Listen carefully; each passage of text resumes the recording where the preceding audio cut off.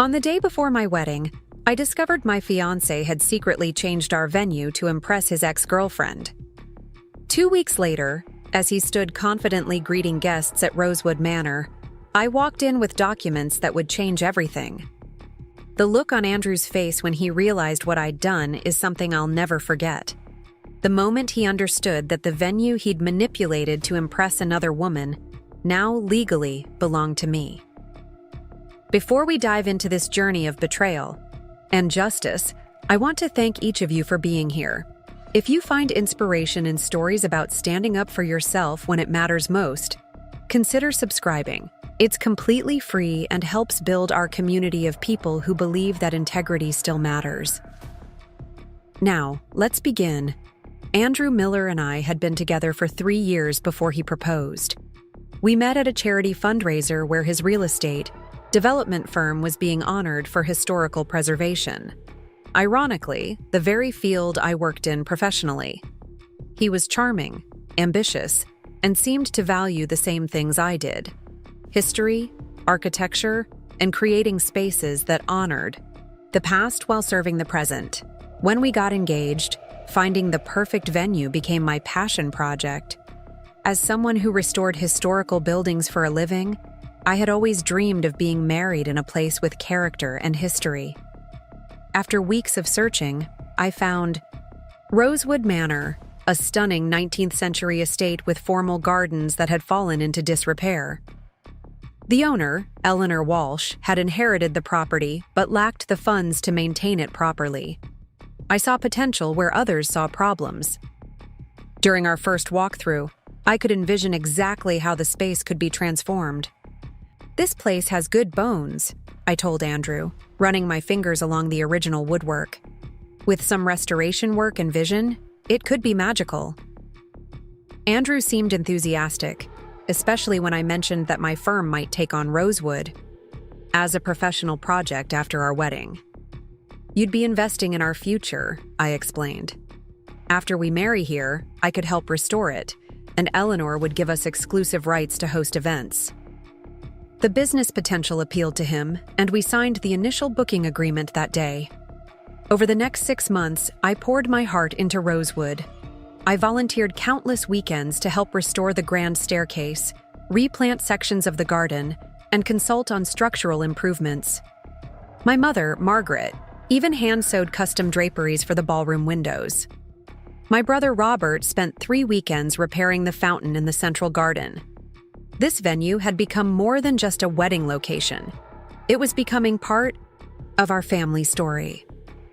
Eleanor and I developed a friendship through our shared love of the property. "You've brought life back to this place," she told me one evening as we sat on the veranda watching the sunset. "I haven't seen Rosewood this vibrant since my parents were alive." That's when she first mentioned her desire to find a true caretaker for the estate. Someone who would love it as much as her family had. Everything was falling perfectly into place until Jessica called. Jessica had been my friend since college and was serving as my maid of honor. "Emma, I need to tell you something, and I'm not sure how," she said, her voice tense. "I was at Harborview Cafe this morning and overheard Tyler talking to someone about Andrew changing your wedding venue." My initial reaction was confusion. "That's impossible. I was just at Rosewood yesterday finalizing the table arrangements." "That's just it," Jessica continued. "Apparently Andrew's changed some details with Eleanor directly. He specifically requested different flowers, menu changes, and something about the bridal suite being relocated. Tyler was laughing about how Andrew was upgrading things to impress someone named Olivia who's attending." The name hit me like a physical blow. Olivia Parker, Andrew's ex-girlfriend from before we met. He had dated her for 5 years, and though he rarely mentioned her when he did, there was always a strange tone in his voice. I'd always sensed there was unfinished business there, but trusted him when he said they were just occasionally in contact due to mutual friends. "There's more," Jessica hesitated. "Tyler specifically said that Andrew told him that Olivia had always wanted to be married at a place like Rosewood, and he was excited to show her how he'd made it happen even though it wasn't for her." That evening, instead of confronting Andrew immediately, I called Eleanor with a casual question about the floral arrangements. "Oh, yes," she said cheerfully. "Andrew came by 2 days ago and made several changes. He was quite specific about using calla lilies instead of garden roses. And he asked about converting the East Wing sitting room into a special reception area for some important guests." Calla lilies. Olivia's favorite flowers, according to a photo album of Andrew's I had once flipped through. The East Wing had the best view of the gardens, where we had planned to take our family photos. I thanked Eleanor and hung up, feeling a strange calm settle over me.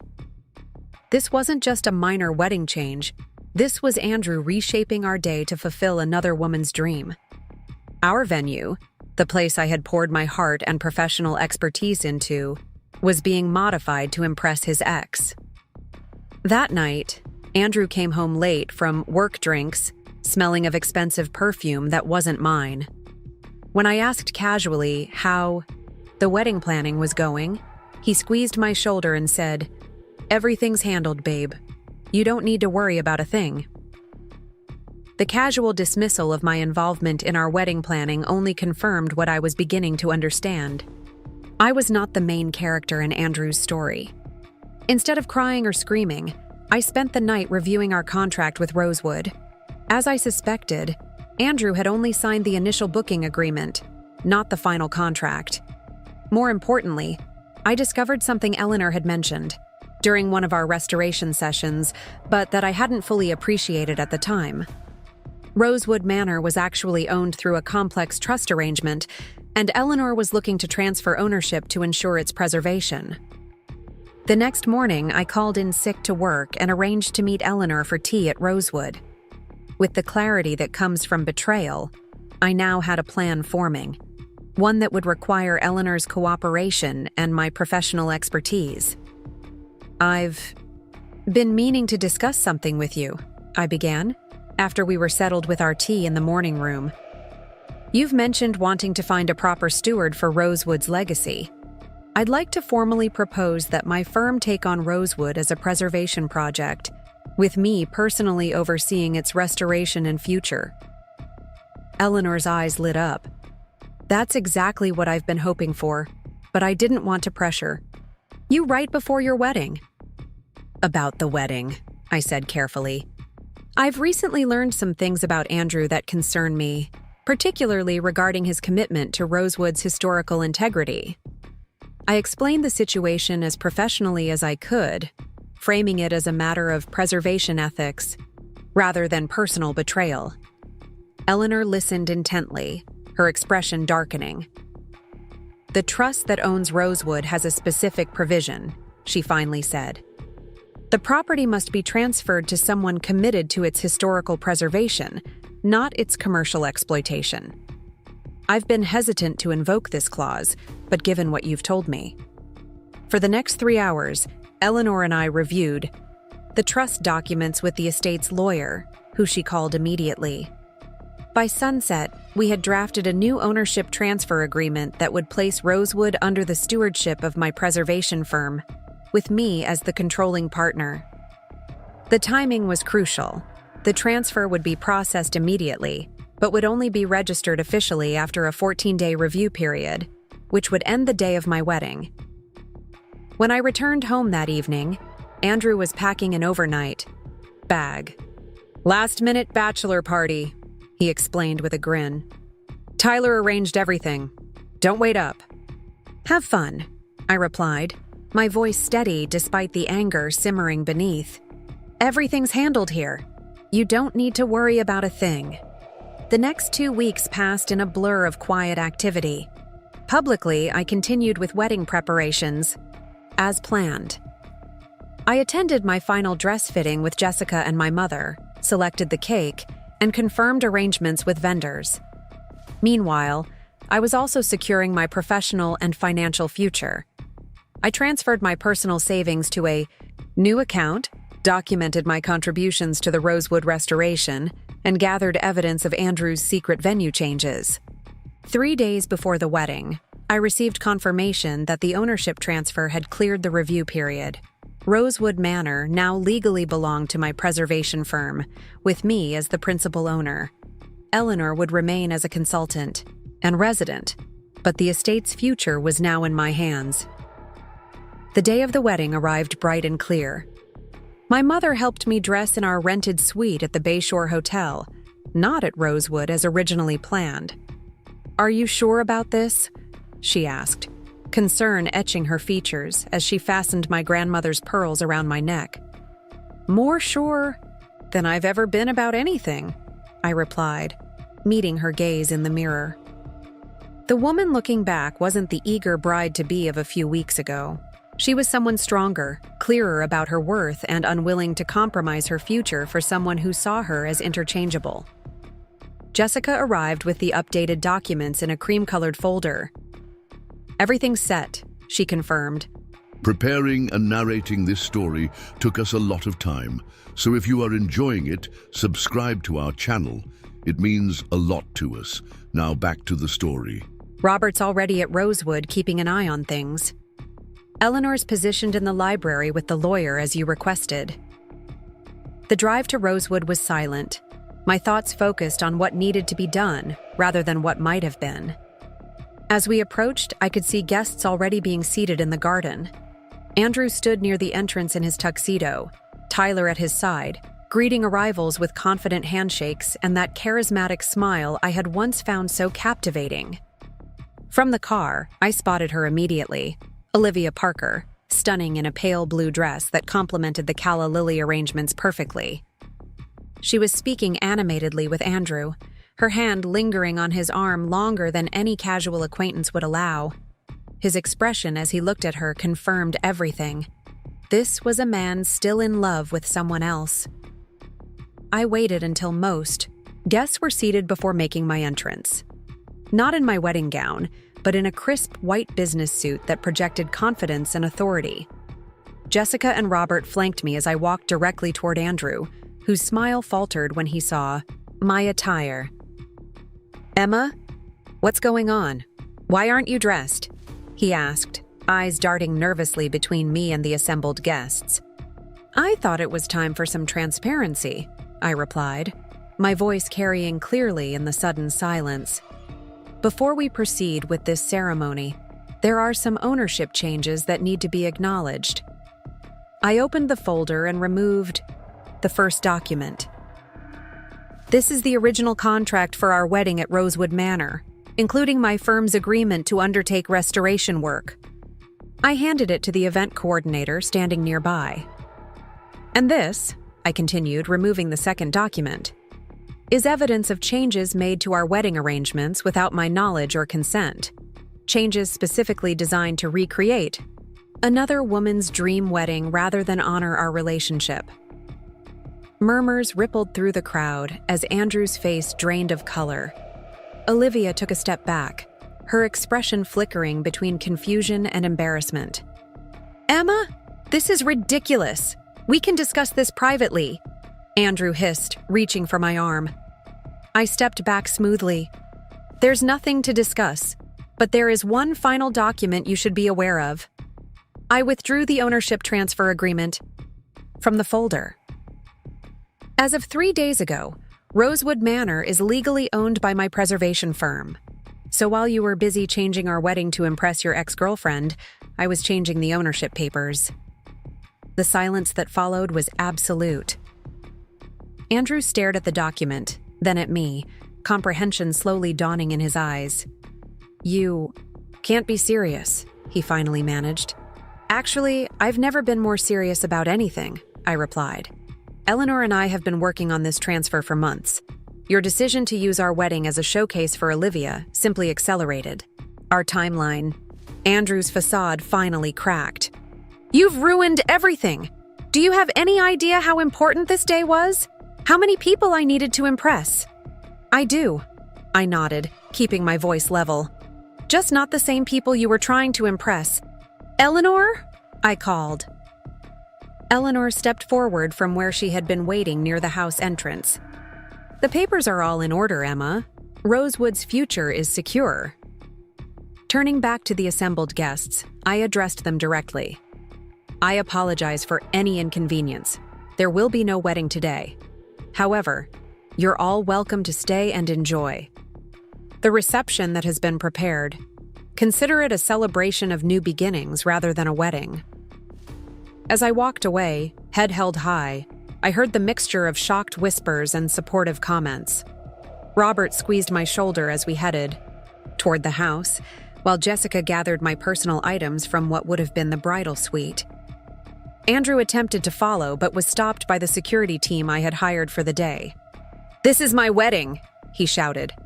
"Actually," I called back without turning around, "it's my property now." The days that followed were filled with phone calls, texts, and social media messages, some expressing shock, others offering support. Andrew launched a desperate legal challenge to the ownership transfer, but it was ironclad. His real estate colleagues, once so impressed by his apparent acquisition of Rosewood for our wedding, now witnessed him lose the property entirely. Olivia disappeared from the picture immediately, unwilling to be associated with such a public humiliation. Tyler attempted damage control, telling mutual friends that I had overreacted to minor wedding adjustments, but the evidence was too clear for anyone to believe him. A month after the wedding that wasn't, I received an unexpected visit at my office. Margaret Walsh, Eleanor's niece and a respected judge in the county court, asked to speak with me privately. "My aunt has told me everything," she began once we were seated. "I want you to know that our family fully supports your ownership of Rosewood. In fact, we've been hoping for years that someone with your expertise and vision would take over." She placed a small wooden box on my desk. "This has been in our family for generations. It's the original key to Rosewood's main entrance, forged when the house was built in 1887. Aunt Eleanor wanted you to have it, not as the wife of someone who wanted to exploit our family home, but as the woman who saved it." I opened the box with trembling fingers. The iron key was heavy and ornate, a physical symbol of the legacy I was now entrusted with. "Thank you," I said, emotion finally breaking through the professional demeanor I'd maintained for weeks. Rosewood deserves to be preserved for what it truly is, not transformed for someone's momentary impression. "That's exactly why you're the right person for it," Margaret replied with a smile. "Sometimes the right steward arrives in unexpected ways." 6 months later, Rosewood Manor hosted its first event under my ownership, the opening exhibition of my firm's historical restoration portfolio. The estate had been carefully returned to its original glory, with modern updates hidden discreetly to maintain its historical integrity. The grand staircase, where I once imagined making my bridal entrance, now featured a timeline of Rosewood's restoration. The ballroom, where our first dance should have happened, displayed architectural drawings and photographs documenting the property's transformation. As I gave tours to potential clients and preservation enthusiasts, I often paused at the Rose Garden, my favorite spot on the property and the one place I hadn't allowed Andrew to modify for his Olivia-inspired changes. Jessica joined me there during a quiet moment in the exhibition. "You know what's ironic?" she said, handing me a glass of champagne. "Andrew used to brag about how he was marrying up because of your preservation connections. Now you've become one of the most sought-after restoration experts in the region because of what you did with Rosewood." She was right. The publicity surrounding the ownership transfer had unexpectedly launched my professional profile. My firm had received commissions for 3 major historical properties in the last month alone, with potential clients specifically requesting my authentic approach to preservation. "He called again yesterday," Jessica mentioned carefully. "Said he wants to clear the air and discuss a potential business partnership now that you're doing so well." I laughed, genuinely amused by his persistence. Some structures aren't worth restoring once you see the damage in their foundation. That evening, as the last guests departed and the lights of Rosewood glowed warmly against the twilight sky, I stood on the veranda where Eleanor and I had first discussed the estate's future. Robert joined me, leaning against the railing. "Do You ever regret it? He asked quietly. Not the choice you made, but losing the future you thought you had? I considered his question carefully. I didn't lose a future, I finally answered. I gained one that's authentically mine. Andrew was building our life on illusions. I was just lucky enough to see behind the facade before it was too late. A year after what should have been my wedding day, I received a thick envelope in the mail. Inside was a magazine featuring Rosewood Manor on its cover, highlighted as a premier example of historical preservation done right. The accompanying article detailed the estate's journey from neglected property to architectural treasure, with my firm credited for its visionary approach.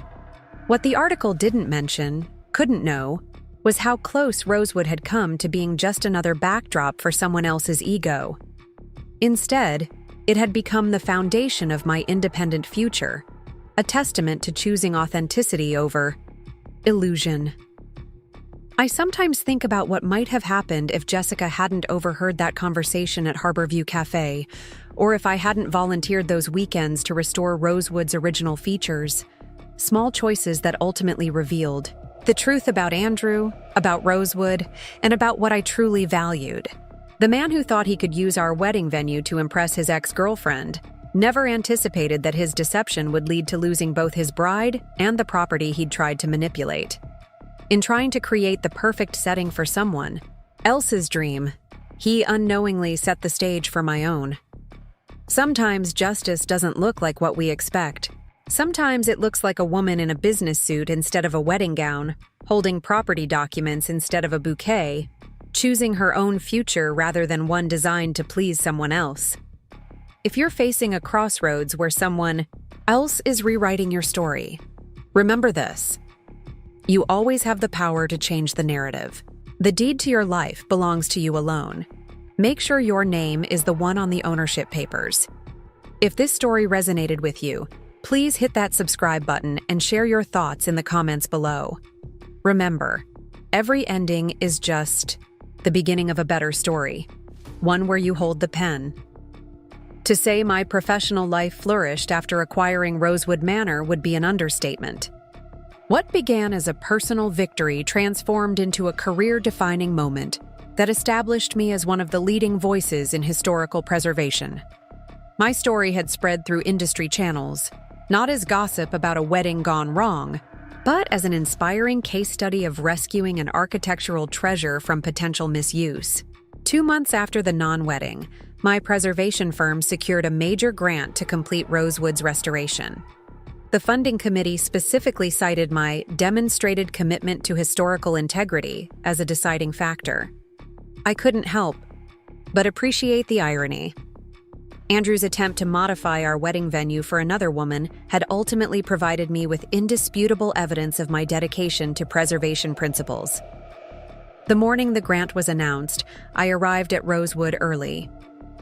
Dawn light filtered through the century-old oaks that lined the entrance drive, casting dappled shadows across the gravel. This had become my ritual. Quiet mornings walking the grounds, coffee in hand, planning the day's restoration work before my team arrived. Rosewood felt different in these solitary moments, as if the house itself was breathing, settling into its new chapter. I was inspecting the progress on the East Wing terrace when my phone buzzed with a text from Jessica. Have you seen it? Attached was a social media post from Olivia Parker, showing her and Andrew at some rooftop bar downtown. Her caption read, "New beginnings with an old flame. Some loves are worth waiting for." They were holding champagne flutes, her diamond bracelet catching the light in a way that seemed deliberately positioned for the camera. I set my phone down on the stone balustrade and took a deep breath of morning air. 2 months ago, this image might have wounded me. Now, it merely confirmed what I already knew. Andrew had always been playing a different game than I was, where I saw our relationship as a partnership. He saw a stepping stone. Where I saw Rosewood as a historical treasure, he saw a backdrop for impressing others. My phone buzzed again. Jessica, are you okay? I typed back, better than okay. They deserve each other. And I meant it. Later that morning, Eleanor joined me for our weekly planning meeting in what had once been the Manor's library. We'd converted it into our project headquarters, with restoration plans spread across antique tables and material samples organized on shelves. At 72, Eleanor brought institutional knowledge about Rosewood that no historical record could provide. Memories of which furnishings belonged in which rooms, stories about architectural changes made throughout the decades, even the original paint colors from her childhood. The grant announcement made the local paper, she said, setting down a copy of the Lakeside Chronicle. The headline read, "Historic Rosewood Manor receives preservation grant. Local architect leads restoration." "It's a good start," I replied, reviewing our updated budget projections. "But we'll need additional funding to properly restore the stained glass in the main stairwell." Eleanor studied me with that perceptive gaze that had likely intimidated generations of Rosewood staff. "You know, when I first agreed to let you and Andrew host your wedding here, it was because of him. His family connections, his apparent interest in local history. I thought his enthusiasm was genuine." She adjusted her reading glasses. "I've never been so grateful to be wrong about someone." I smiled at that. Real recognizes real, as they say. "Indeed." She tapped the newspaper. "Which is why I've invited someone to meet with us today. I think you'll find his perspective valuable for the next phase of restoration." Before I could ask who she meant, the library door opened, and Robert showed in a man I didn't recognize. Tall, with thoughtful eyes and the weathered hands of someone who worked with them. He carried a worn leather portfolio similar to those used by craftspeople. "Emma Wilson, this is Daniel Mercer," Eleanor introduced us. "Third-generation master carpenter and the only person I trust to restore Rosewood's original woodwork." Daniel's handshake was firm, his smile genuine but reserved. "Ms. Wilson, I've followed your work on the Harborview Municipal Building rehabilitation. Impressive solutions for those load-bearing complications." I was surprised he knew about that project. It had been technically challenging, but hardly headline making. "You follow municipal building restorations?" "I follow thoughtful craftsmanship wherever it happens," he replied, setting his portfolio on the table. "May I?" At my nod, he opened it to reveal detailed sketches of woodworking designs. Some I recognized from Rosewood, others that seemed complementary, but fresh. "Eleanor asked me to assess the damaged balusters on the main staircase," he explained, turning pages to show close-up drawings of intricate spindle patterns. "These are my thoughts on restoration approaches that maintain historical accuracy while addressing structural weaknesses." In the original design, for the next hour, the three of us discussed Rosewood's woodwork needs: the staircase, the deteriorating window frames in the solarium, the parquet flooring in the ballroom that had been covered by carpet in the 1970s. Daniel's knowledge was comprehensive, his approach meticulous, and his reverence for the original craftsmanship evident in every suggestion. "Your predecessor in the 1950s took some unfortunate shortcuts," he noted, pointing to a particular section of crown molding in one of our reference photographs. "Machine-cut replacements instead of hand-carved. Different wood entirely. It's visually similar from a distance, but the integrity of the design is compromised." "Can it be restored properly?" I asked. "Yes, but it requires time and appropriate materials. No shortcuts." He looked directly at me. "I understand that's your philosophy as well?" I met his gaze. "Absolutely. Rosewood deserves craftsmanship that honors its history." Eleanor watched. Our exchange with a barely concealed smile. "Well then, it seems you two speak the same language. Daniel, shall we consider you contracted for the woodwork restoration?" "Pending Ms. Wilson's approval, of course," he replied. "Emma, please," I corrected, extending my hand again. "And yes, I think Rosewood would be fortunate to have your expertise." After Daniel left with plans to return the following week with his tools and team, Eleanor gave me a sidelong glance.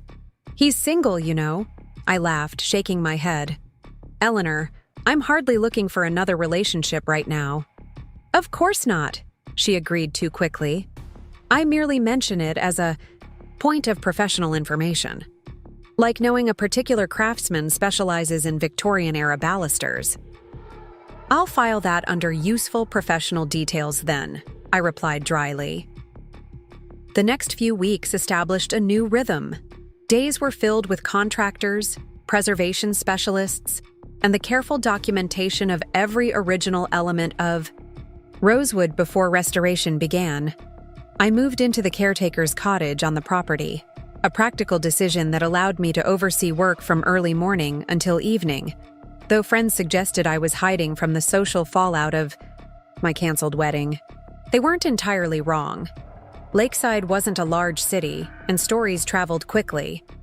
I'd received a mix of sympathy, admiration, and judgment, depending on who was offering the opinion. Former mutual friends took sides, with many gravitating toward Andrew's version of events, that I had manipulated an elderly woman to steal a valuable property out from under him, using our wedding as leverage. His narrative gained particular traction after he and Olivia were featured in the society pages of the Lakeside Chronicle, announcing their renewed relationship and his firm's planned development of luxury condominiums on the waterfront.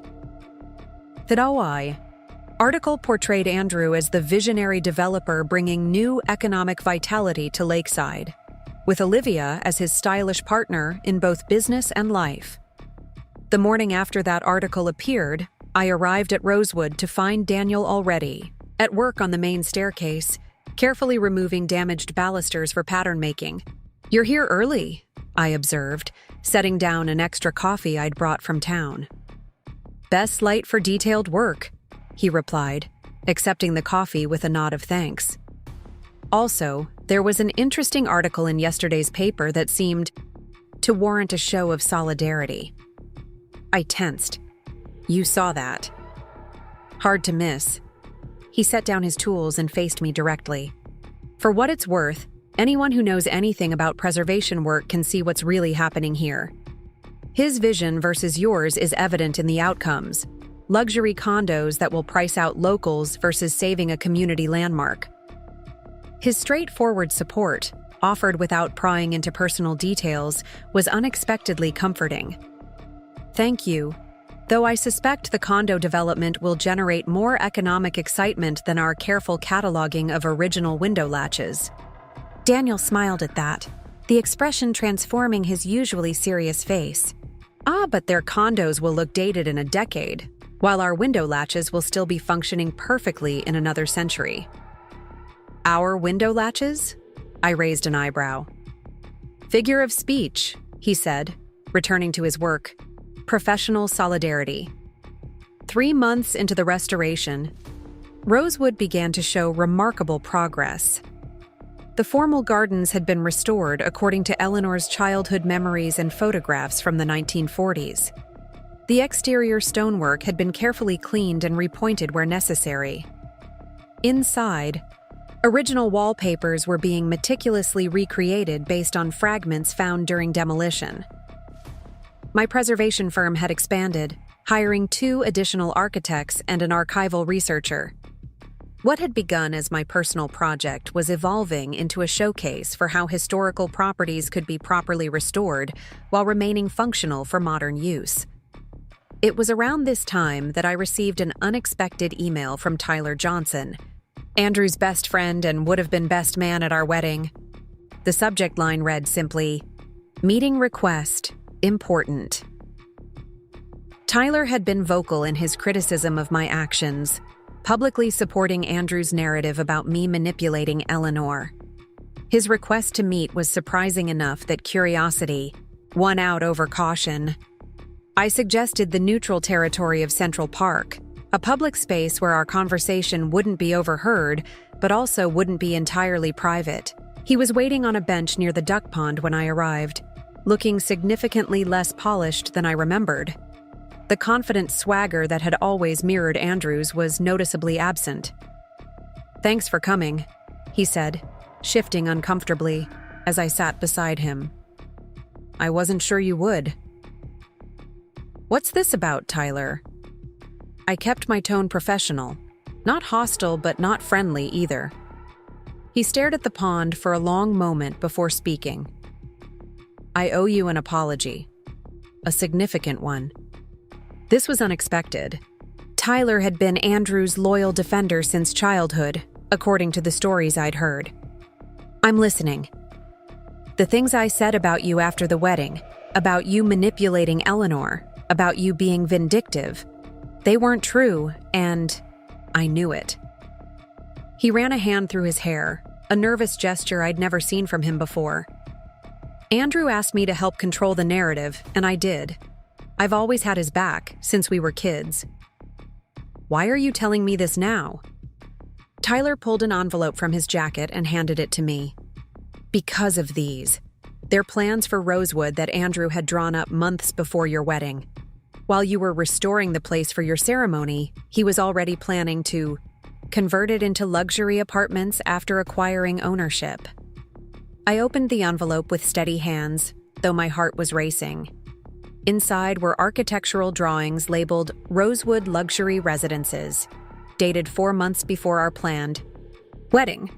The plans showed Rosewood Manor divided into 12 high-end apartments, with the gardens reduced to make space for parking. "He showed me these after you two got engaged," Tyler continued. "Said the wedding was step 1 in acquiring the property. Eleanor Walsh trusted you, which gave him access. He figured once you were married, convincing Eleanor to transfer ownership would be simple, especially with your restoration work as evidence of your commitment." The calculated nature of it struck me like a physical blow, not just using our wedding to impress Olivia, but using our entire relationship as a means to acquire Rosewood for development. "Why would he show these to you?" I asked, my voice remarkably calm considering the revelation. "My firm handles luxury real estate marketing. He wanted me ready to launch the sales campaign as soon as the conversion began." Tyler finally looked directly at me. "Emma, I'm not just apologizing. I'm warning you. Andrew's bitter about losing Rosewood, and he's not the type to let things go. Especially now that your restoration project is getting positive press." I studied Tyler's face, looking for signs of deception. Again, why tell me this now? What changed? He hesitated, then sighed heavily. "My sister's historical home in Maplewood was just demolished for condos similar to what Andrew planned. The developers used almost identical tactics, befriending the elderly owner, making promises about preservation, then gutting the place once they had control. Watching it happen to her neighborhood made me see what I was part of with Andrew. It was a sobering revelation, but also a validating one. My instincts about Andrew had been correct, even before discovering his wedding venue changes. The man I'd planned to marry had seen our relationship primarily as a business acquisition strategy. "Thank you for telling me," I said finally, returning the plans to the envelope. "These might be useful if Andrew continues spreading his version of events. There's one more thing." Tyler shifted uncomfortably again. "Olivia doesn't know about these plans either. She thinks Andrew's interest in historical properties is preservation-focused, like yours. That's part of their reconnection story. Shared values that you supposedly didn't have. This didn't surprise me, but it did make me wonder how long before Olivia discovered the same pattern I had. Not my concern anymore," I replied, standing to leave. "Emma," Tyler called as I turned to go. "For what it's worth, I think what you're doing at Rosewood is incredible." The photos in Architectural Preservation Monthly showed what the place was meant to be. It wasn't forgiveness, but it was acknowledgement. I nodded once and walked away, the envelope of plans secure in my bag, insurance against future attacks on my professional reputation. Back at Rosewood, the day's work was well underway. Eleanor's niece Margaret was visiting, helping document family stories associated with various rooms and features of the house. Daniel and his team were installing the restored balusters on the main staircase, the new wood matching the original, so perfectly that only an expert could identify the replacements. I found myself gravitating toward the library, where the earliest phase of restoration had been completed. The room now reflected its original 1890s appearance, with refurbished bookshelves, restored ceiling medallions, and period-appropriate lighting fixtures that had been carefully electrified while maintaining their gas lamp appearance. Settling into one of the leather armchairs by the fireplace, I finally allowed myself to process Tyler's revelation. Andrew hadn't just been planning to change our wedding venue to impress Olivia, he'd been planning to destroy Rosewood entirely once he gained control.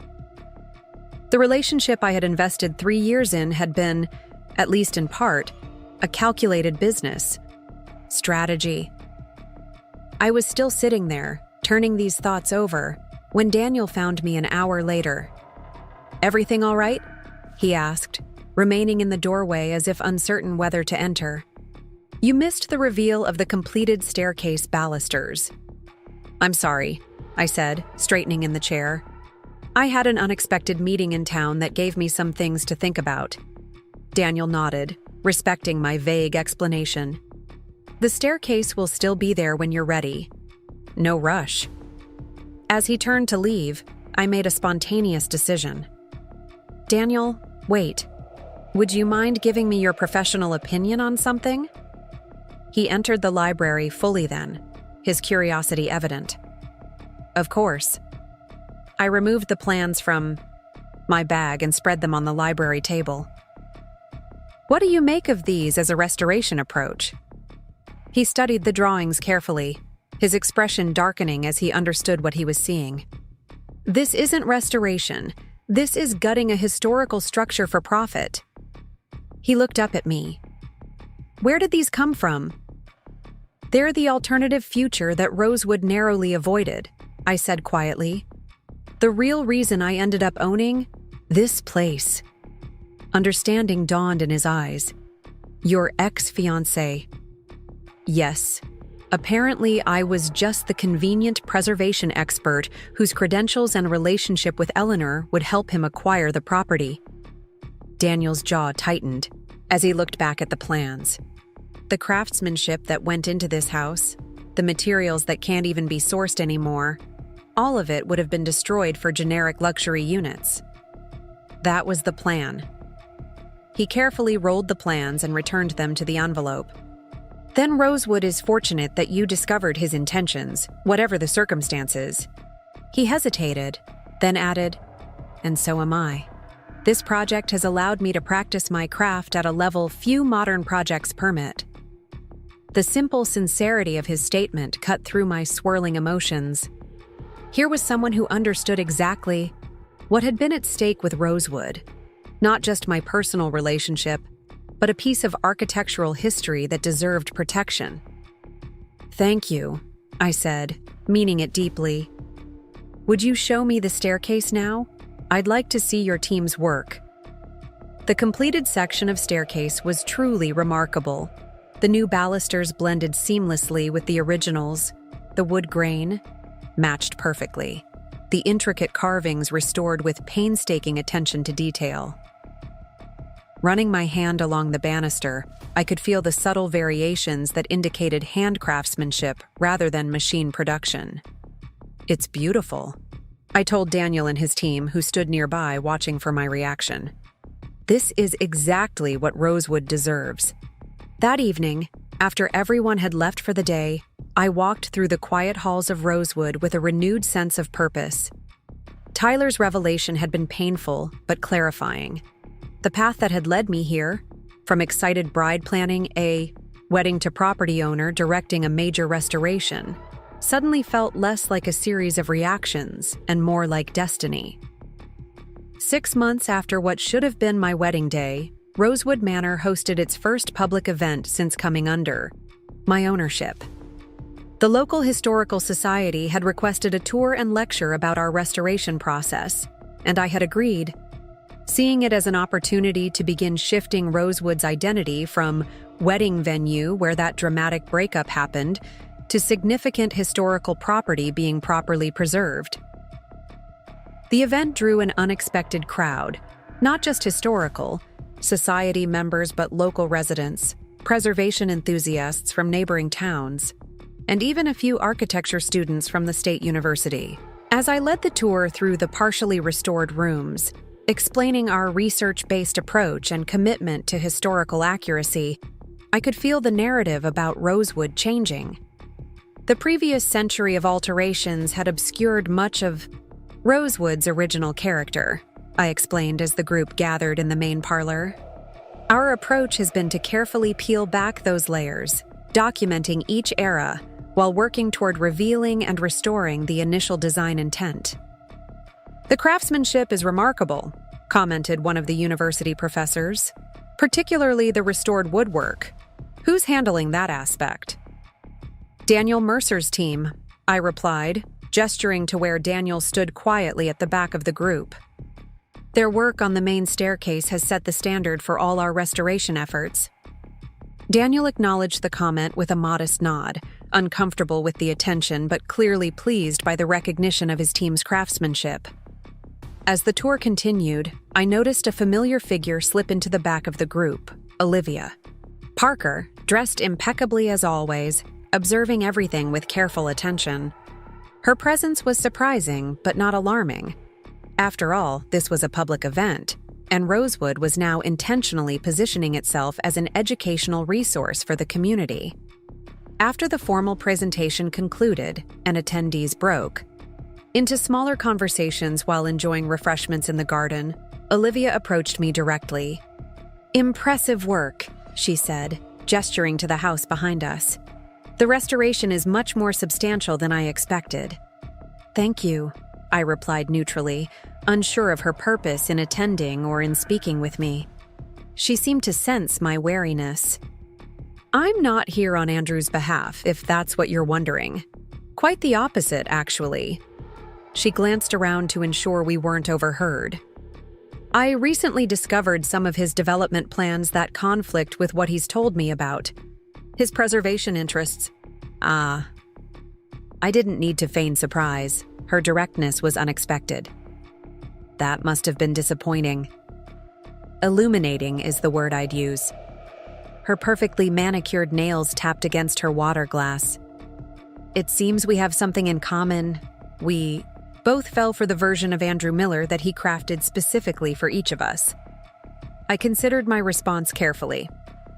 I prefer to focus on Rosewood's future rather than Andrew's deceptions.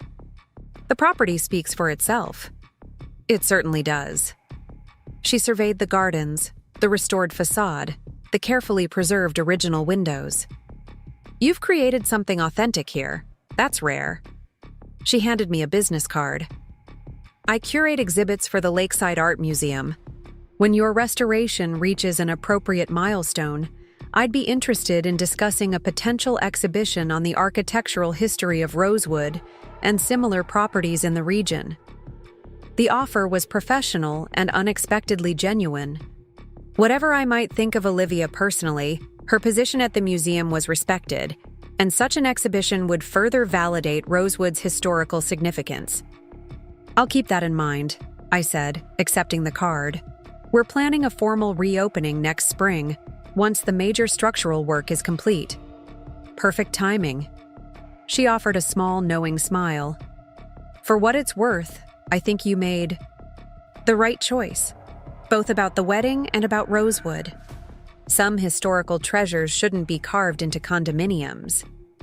Before I could respond, she turned and walked away, leaving me to wonder how much she knew about Andrew's original plans and what this meant for their relationship.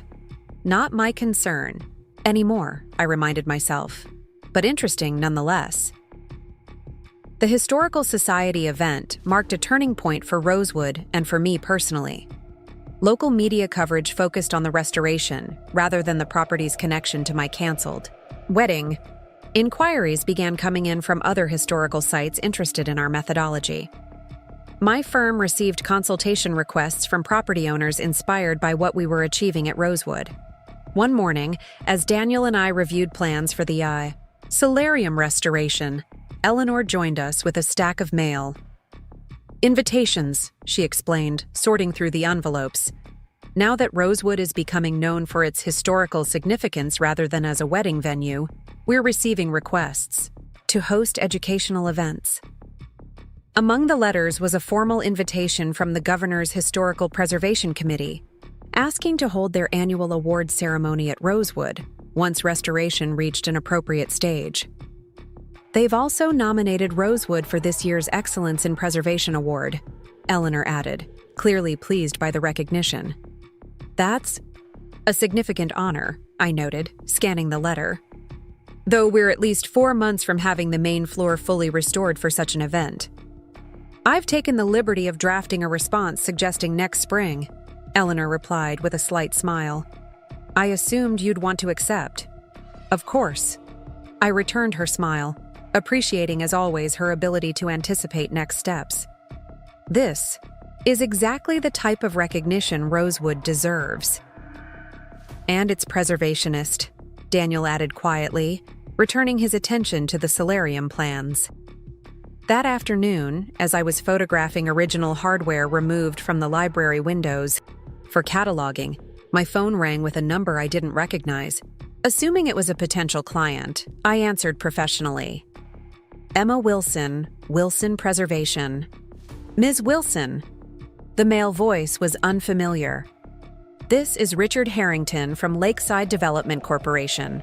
I wonder if we might schedule a meeting to discuss Rosewood Manor. The name was familiar.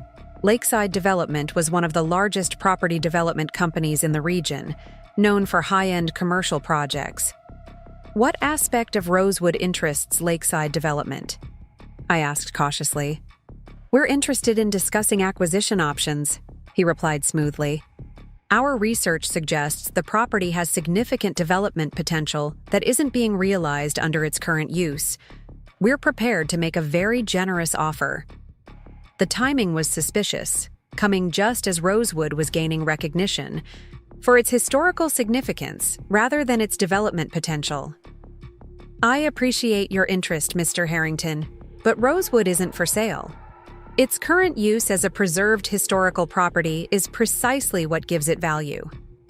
Perhaps I should be more direct, he continued, his tone shifting slightly. We're prepared to offer 3 times the property's assessed value. That would provide substantial funding for your preservation firm to take on numerous other projects. One property versus potentially dozens that could be saved with that capital. It was a tempting argument on the surface.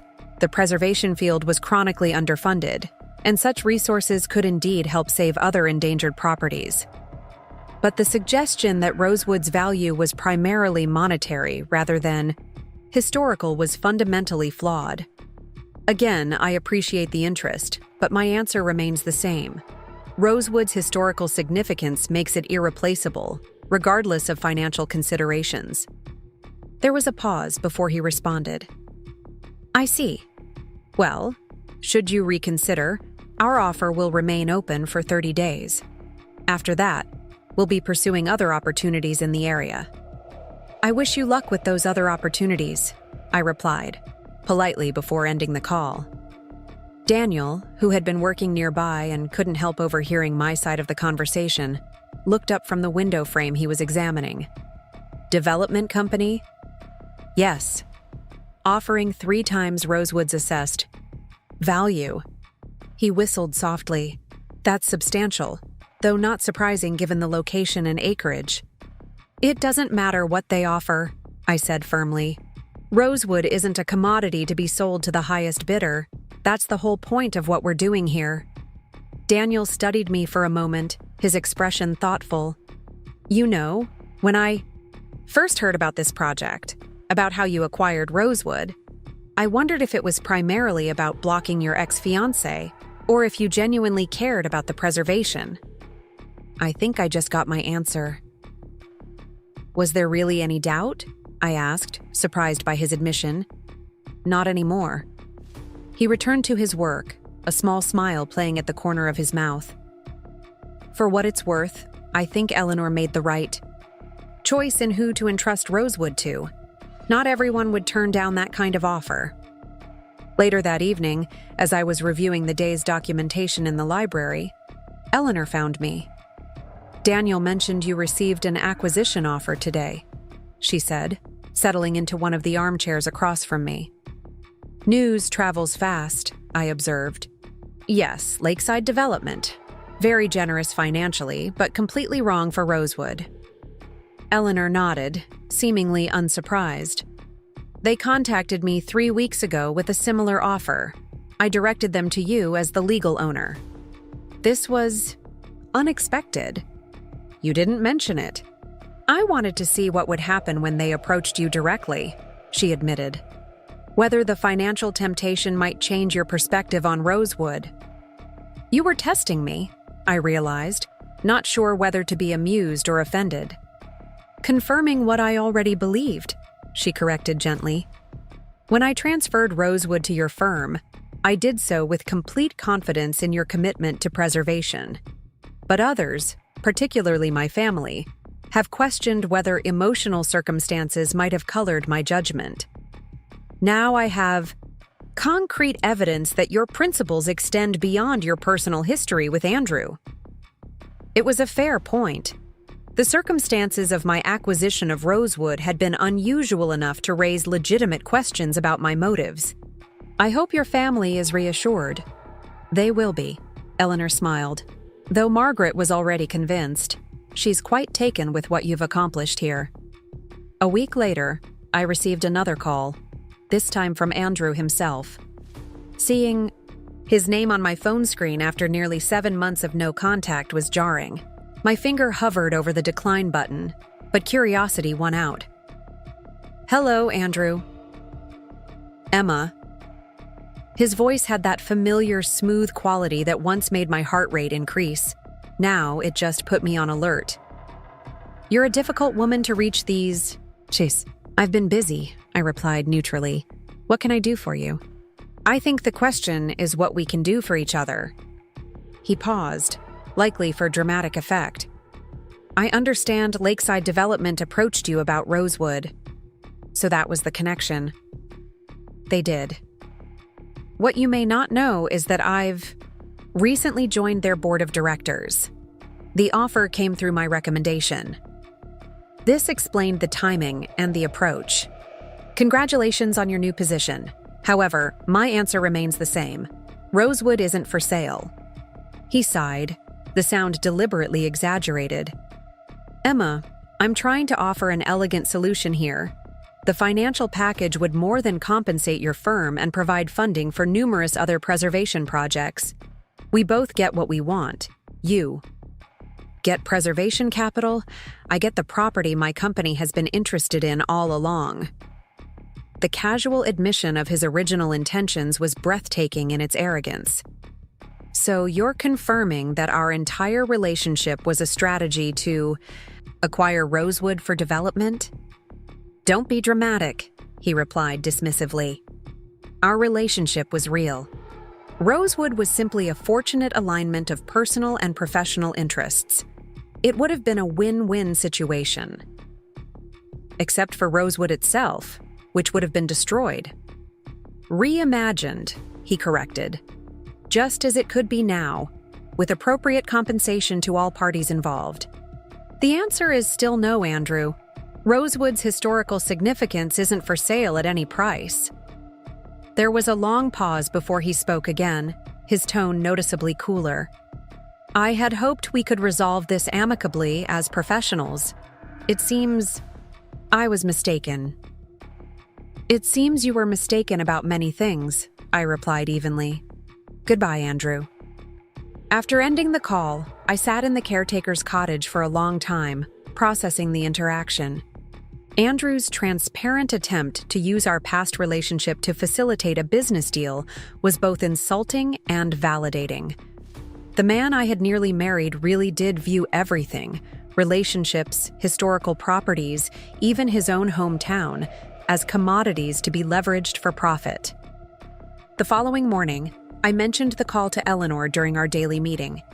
She listened thoughtfully, then shared a knowing look with Daniel, who was reviewing wood samples nearby. What? I asked, noticing their exchange. When you turned down Lakeside Development, Daniel and I had a wager about how long before Andrew would approach you directly, Eleanor explained. He said within a week. I thought Andrew would be more patient. It seems I owe Daniel lunch at Harborview Cafe. Daniel shrugged, looking slightly embarrassed. I've met enough developers to recognize the pattern. When the corporate approach fails, they send in someone with a personal connection to make the same offer seem more appealing. You seem to have significant insight into these tactics, I observed. Before specializing in historical restoration, I worked in commercial construction, he explained. I've seen beautiful old buildings destroyed for parking structures. It's partly why I changed direction professionally. This new piece of information added context to Daniel's dedication to preservation craftsmanship. Like me, his career path had been shaped by witnessing what was lost when history was valued only in financial terms. Well, regardless of Andrew's tactics, Rosewood remains protected, I assured them. The trust structure we established ensures it can't be sold for development, even if future circumstances change. Eleanor nodded approvingly, which is precisely why the Historical Preservation Committee is considering Rosewood for landmark status. The commitment to permanent preservation makes it an exemplar for other historical properties. Later that afternoon, as I was photographing original ceiling medallions in the dining room, Daniel appeared in the doorway. There's something I think you should see, he said, his expression concerned. In the gazebo foundation. I followed him out to the garden where his team had been restoring the Victorian gazebo, a delicate structure that had deteriorated significantly over decades of exposure. The foundation stones had been carefully removed for cleaning and examination, revealing the structural supports beneath. We found this when examining the central support pillar, Daniel explained, pointing to what appeared to be a deliberate cut in one of the main support beams. This isn't decay or insect damage. Someone took a saw to this beam, weakening it strategically. If significant weight had been placed on this section of the gazebo, say, during an event with many people, the entire structure could have collapsed. I knelt to examine the damage more closely. The cut was indeed deliberate, made with a saw and positioned where it wouldn't be visible but would maximize structural weakness. When do you think this was done? Daniel frowned. Based on the absence of weathering on the cut surfaces, relatively recently, certainly within the past year. A chill ran through me as I processed the implications. You think this was done while we were planning the wedding? I can't say for certain, Daniel replied carefully. But the timing aligns with when the gazebo would have been accessible during initial property assessments and before your full-time presence on the property. The gazebo had been slated as the backup ceremony location if weather prevented us from using the garden. Andrew had specifically insisted on including it in our contingency plans, despite my concerns about its condition. Thank you for showing me this, I said, standing up. Please document it thoroughly before proceeding with repairs. Already done, he assured me. I've taken photographs from multiple angles and measured the depth and angle of the cut. If this was deliberate sabotage, we have evidence. I nodded, grateful for his thoroughness. Let's keep this between us for now. I don't want to alarm Eleanor unnecessarily. Agreed. He hesitated, then added, Emma, if someone intentionally damaged the gazebo during your wedding preparations, then they might try other tactics now that Rosewood has been denied. To them, I finished his thought. I'll increase security immediately and review all ongoing restoration work for any other signs of tampering. That evening, as darkness settled over Rosewood, I walked the grounds with a new awareness. What I had interpreted as Andrew's bitterness over losing the property might be something more dangerous, a willingness to cause harm to achieve his objectives. The deliberate damage to the gazebo suggested a callousness I hadn't fully appreciated, even after discovering his plans to convert Rosewood into condominiums. Standing in the garden, looking up at Rosewood's illuminated windows glowing warmly against the night sky, I felt a renewed commitment to protecting not just the physical structure, but everything it represented. Craftsmanship over expediency, preservation over profit, integrity over manipulation. 8 months after acquiring Rosewood, our restoration had progressed significantly. The exterior was nearly complete. The main floor rooms were being furnished with period-appropriate pieces. Sitting in the caretaker's cottage with a cup of tea, I watched the early morning mist roll across Rosewood's gardens. 10 months had passed since that fateful day when I walked into my would-be wedding venue in a business suit instead of a wedding gown. 10 months of restoration work, legal battles, and personal rebuilding. The property had transformed under our care, and so had I. My phone buzzed with a message from Margaret Walsh. Court filing complete. Landmark status officially approved. Congratulations. I smiled, feeling a weight lift from my shoulders. After months of meticulous documentation, expert testimonials, and public support campaigns, Rosewood Manor had received protected historical landmark designation. This meant that regardless of who owned the property in the future, its historical integrity would be preserved under law. No one, not Andrew, not Lakeside Development, not any future developer, could alter its essential character or demolish its significant features. Rosewood was safe. I quickly texted back my thanks, then forwarded the news to Eleanor, who was visiting her sister in the city for the week. Her response came almost immediately. Wonderful news. Thomas and Josephine would be so pleased. Am I. The reference to the star-crossed lovers whose letters we'd discovered in the walls brought another smile to my face. In the months since finding that hidden wooden box, we had pieced together more of their story through additional documents in the Walsh family archives. Thomas Mercer, Daniel's great-grandfather, had not only created Rosewood's magnificent woodwork, but had also secretly carved the initials T+J into a hidden corner of the library's crown molding, a discovery Daniel had made during restoration work that had visibly moved him. A knock at the cottage door interrupted my thoughts. Daniel stood there, tools in hand, dressed for another day of restoration work. "Morning," he said, offering that quiet smile that had become increasingly familiar. I saw the text from Margaret. Landmark status confirmed. "Yes," I replied, stepping aside to let him in. Perfect timing, too, with the grand reopening only 3 weeks away. The reopening of Rosewood had evolved from a simple celebration of our restoration work to a major community event. The Governor's Historical Preservation Committee had chosen to hold their annual awards ceremony here, as Eleanor had predicted. Local historical societies had coordinated exhibits about Lakeside's architectural heritage. Even the university's preservation department had arranged for students to attend as part of their coursework. "The timing feels right for another reason," Daniel said, setting his tools on the small kitchen table. "I've finished the special project we discussed." My heart skipped slightly. "You have it here?" He nodded, reaching into his work bag to retrieve a small, elegant wooden box. Like the one we'd discovered in the walls, this box featured intricate inlay work on its lid. But where the original had geometric patterns, this one showcased a delicate rendering of Rosewood Manor itself, surrounded by tiny inlaid roses.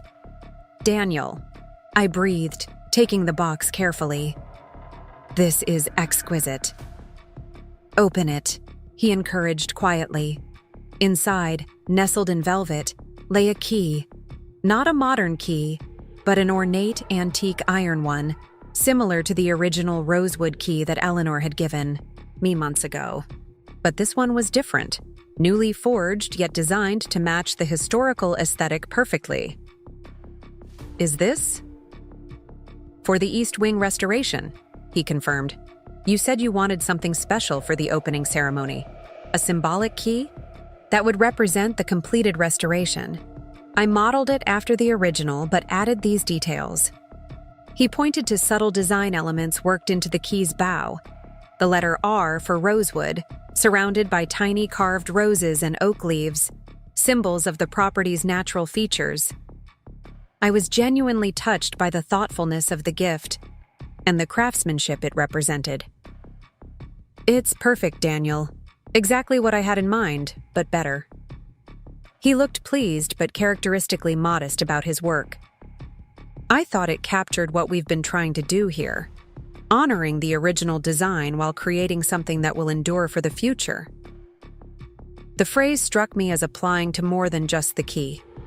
Over the months of working together, Daniel and I had developed a partnership that had gradually, almost imperceptibly, begun evolving into something more. Neither of us had pushed or rushed it, both carrying our own past experiences and cautious natures.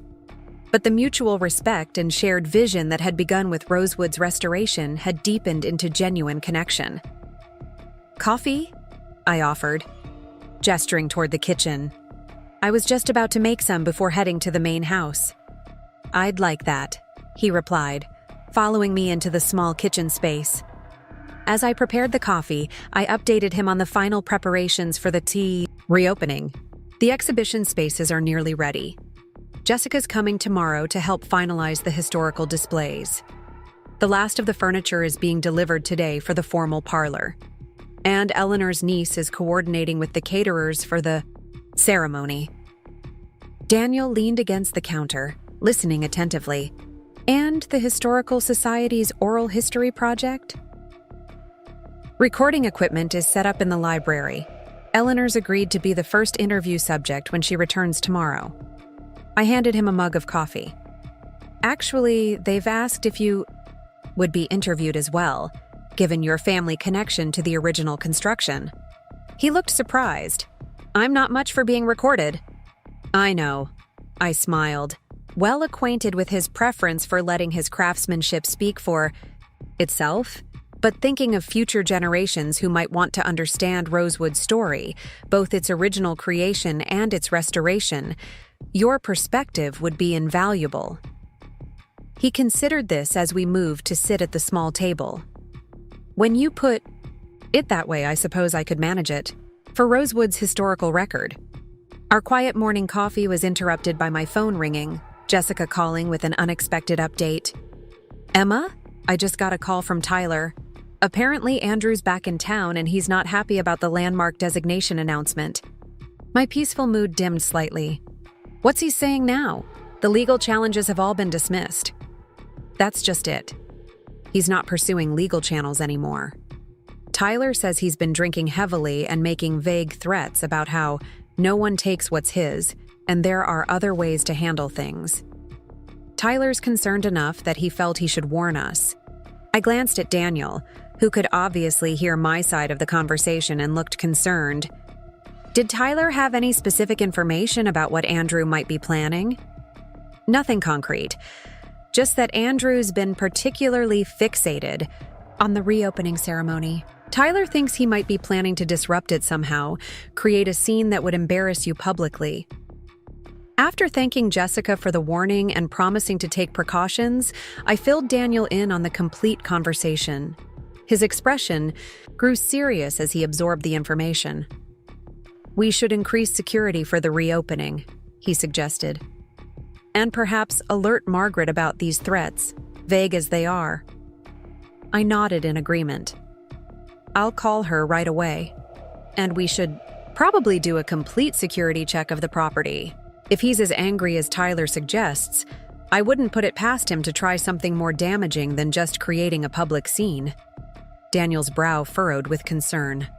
"Like what happened with the gazebo? The memory of that deliberately damaged support beam made me shiver slightly. Though we had never been able to prove Andrew's involvement, the timing and targeting had been too precise to be coincidental." "Exactly. If he was willing to potentially endanger guests before the wedding, who knows what he might consider now that he's lost everything he wanted from Rosewood."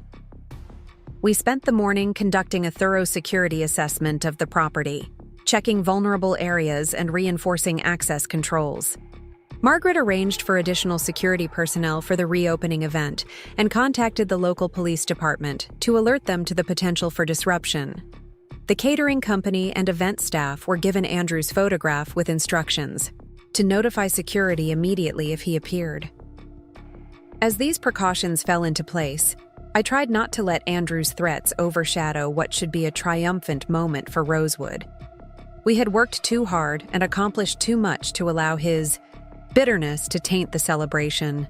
That afternoon, as Daniel and his team completed the final touches on the grand staircase restoration, I received an unexpected visitor. Olivia Parker arrived unannounced, carrying what appeared to be an antique book. "I hope I'm not interrupting," she said as Robert showed her into the library where I was reviewing the exhibition materials. "I have something that might interest you for the reopening displays." Curious, I invited her to sit. Our relationship had evolved into a cautious professional respect since her testimony had helped defeat Andrew's legal challenges. "What have you brought?" She carefully placed the book on the table between us. "This is a photo album from the Lakeside Historical Society archives. I was researching another project when I found these images of Rosewood from the early 1900s. They've never been publicly displayed." Opening the album, she revealed sepia-toned photographs showing Rosewood in its early glory, garden parties on the lawn, the original planting of the rose garden, and most remarkably, interior shots of rooms that we had painstakingly restored, based on limited documentation.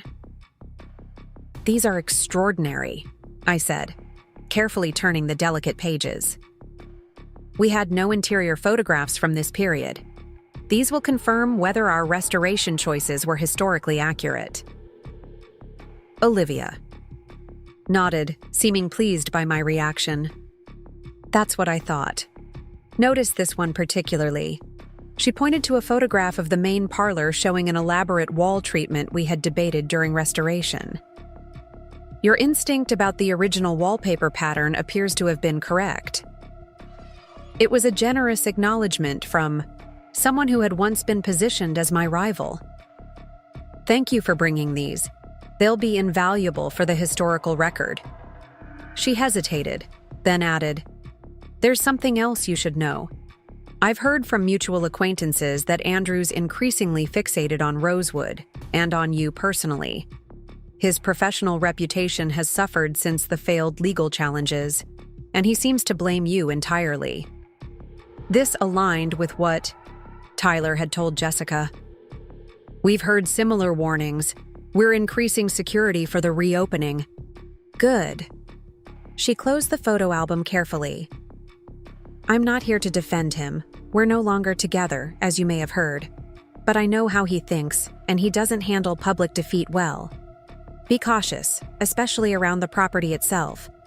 After Olivia left, I found myself studying the security cameras that had been installed throughout Rosewood.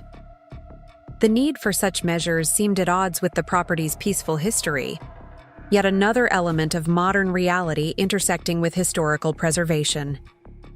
Eleanor returned from the city the following day, energized by the landmark designation news and eager to see the final restoration preparations. As we walked through the house together, she marveled at how closely the restored rooms matched her childhood memories. "It's remarkable," she said as we entered the newly completed formal dining room. "You've brought back not just how it looked, but how it felt. The essence of Rosewood." Her approval meant everything. Though I now legally owned Rosewood through my preservation firm, I had always seen myself as its steward rather than its owner, continuing Eleanor's family legacy rather than replacing it. "We've been fortunate to have your memories to guide us," I told her sincerely. "And now with the historical photographs Olivia brought yesterday, we can verify that our restoration choices were accurate." Eleanor smiled knowingly. "Olivia Parker, an unexpected ally." "Very unexpected," I agreed, though I think her interest is primarily professional now. The museum exhibition she proposed about Rosewood has been approved by her board. "Life takes interesting turns," Eleanor observed. Speaking of which, I couldn't help but notice that Daniel has been spending considerable time at the caretaker's cottage recently. I felt my cheeks warm slightly. Eleanor had maintained a gentle matchmaking campaign over the months, never pushing but clearly approving of the gradual shift in my relationship with Daniel. "We've been reviewing restoration documentation for the final reports," I explained, though we both knew there was more to it than that. "Of course," she said, eyes twinkling. "Documentation is very important." As the day of the reopening approached, final preparations accelerated. The gardens were immaculate, with heritage, roses in full bloom. The restored rooms gleamed with polished woodwork and period-appropriate furnishings. Exhibition spaces showcased Rosewood's history, including the newly discovered love letters between Thomas and Josephine, displayed alongside photographs of the magnificent woodwork their forbidden romance had inspired. The security team conducted daily perimeter checks, finding nothing concerning. Tyler reported that Andrew had been absent from his usual haunts for several days, which was either reassuring or worrying, depending on one's perspective. Margaret arranged for plainclothes security personnel to blend with the event staff, providing protection without creating an atmosphere of tension. 2 days before the reopening, as I was reviewing the final checklist with the event coordinator, Daniel found me in the garden pavilion. "Can you come to the East Wing?" he asked, his expression both serious and somehow expectant. "There's something you should see." I followed him through the house to the East Wing, where his team had been completing the final restoration of what had once been the family's private quarters. This section would house the most significant exhibition spaces, including displays about the craftsmanship that had gone into Rosewood's creation and restoration. As we approached the main exhibition room, Daniel stopped. "Close your eyes for a moment," he requested. Curious, I complied. I heard him open the door, felt his hand gently on my elbow guiding me forward a few steps. "All right," he said softly. "Open them." I gasped audibly. The room had been transformed beyond my expectations. The restored plasterwork ceiling with its intricate medallions glowed in the afternoon light, filtering through newly restored stained glass transoms.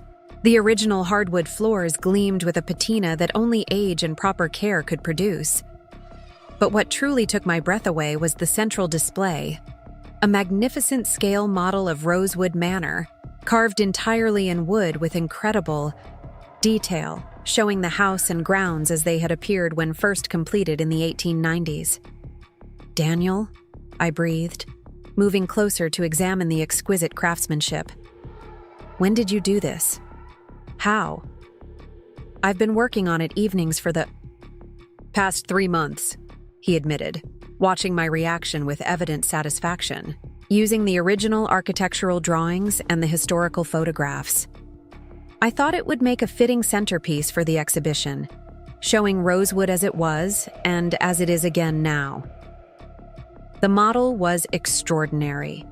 Every architectural detail perfectly rendered in miniature, from the distinctive roofline to the tiny carved roses climbing the garden trellis.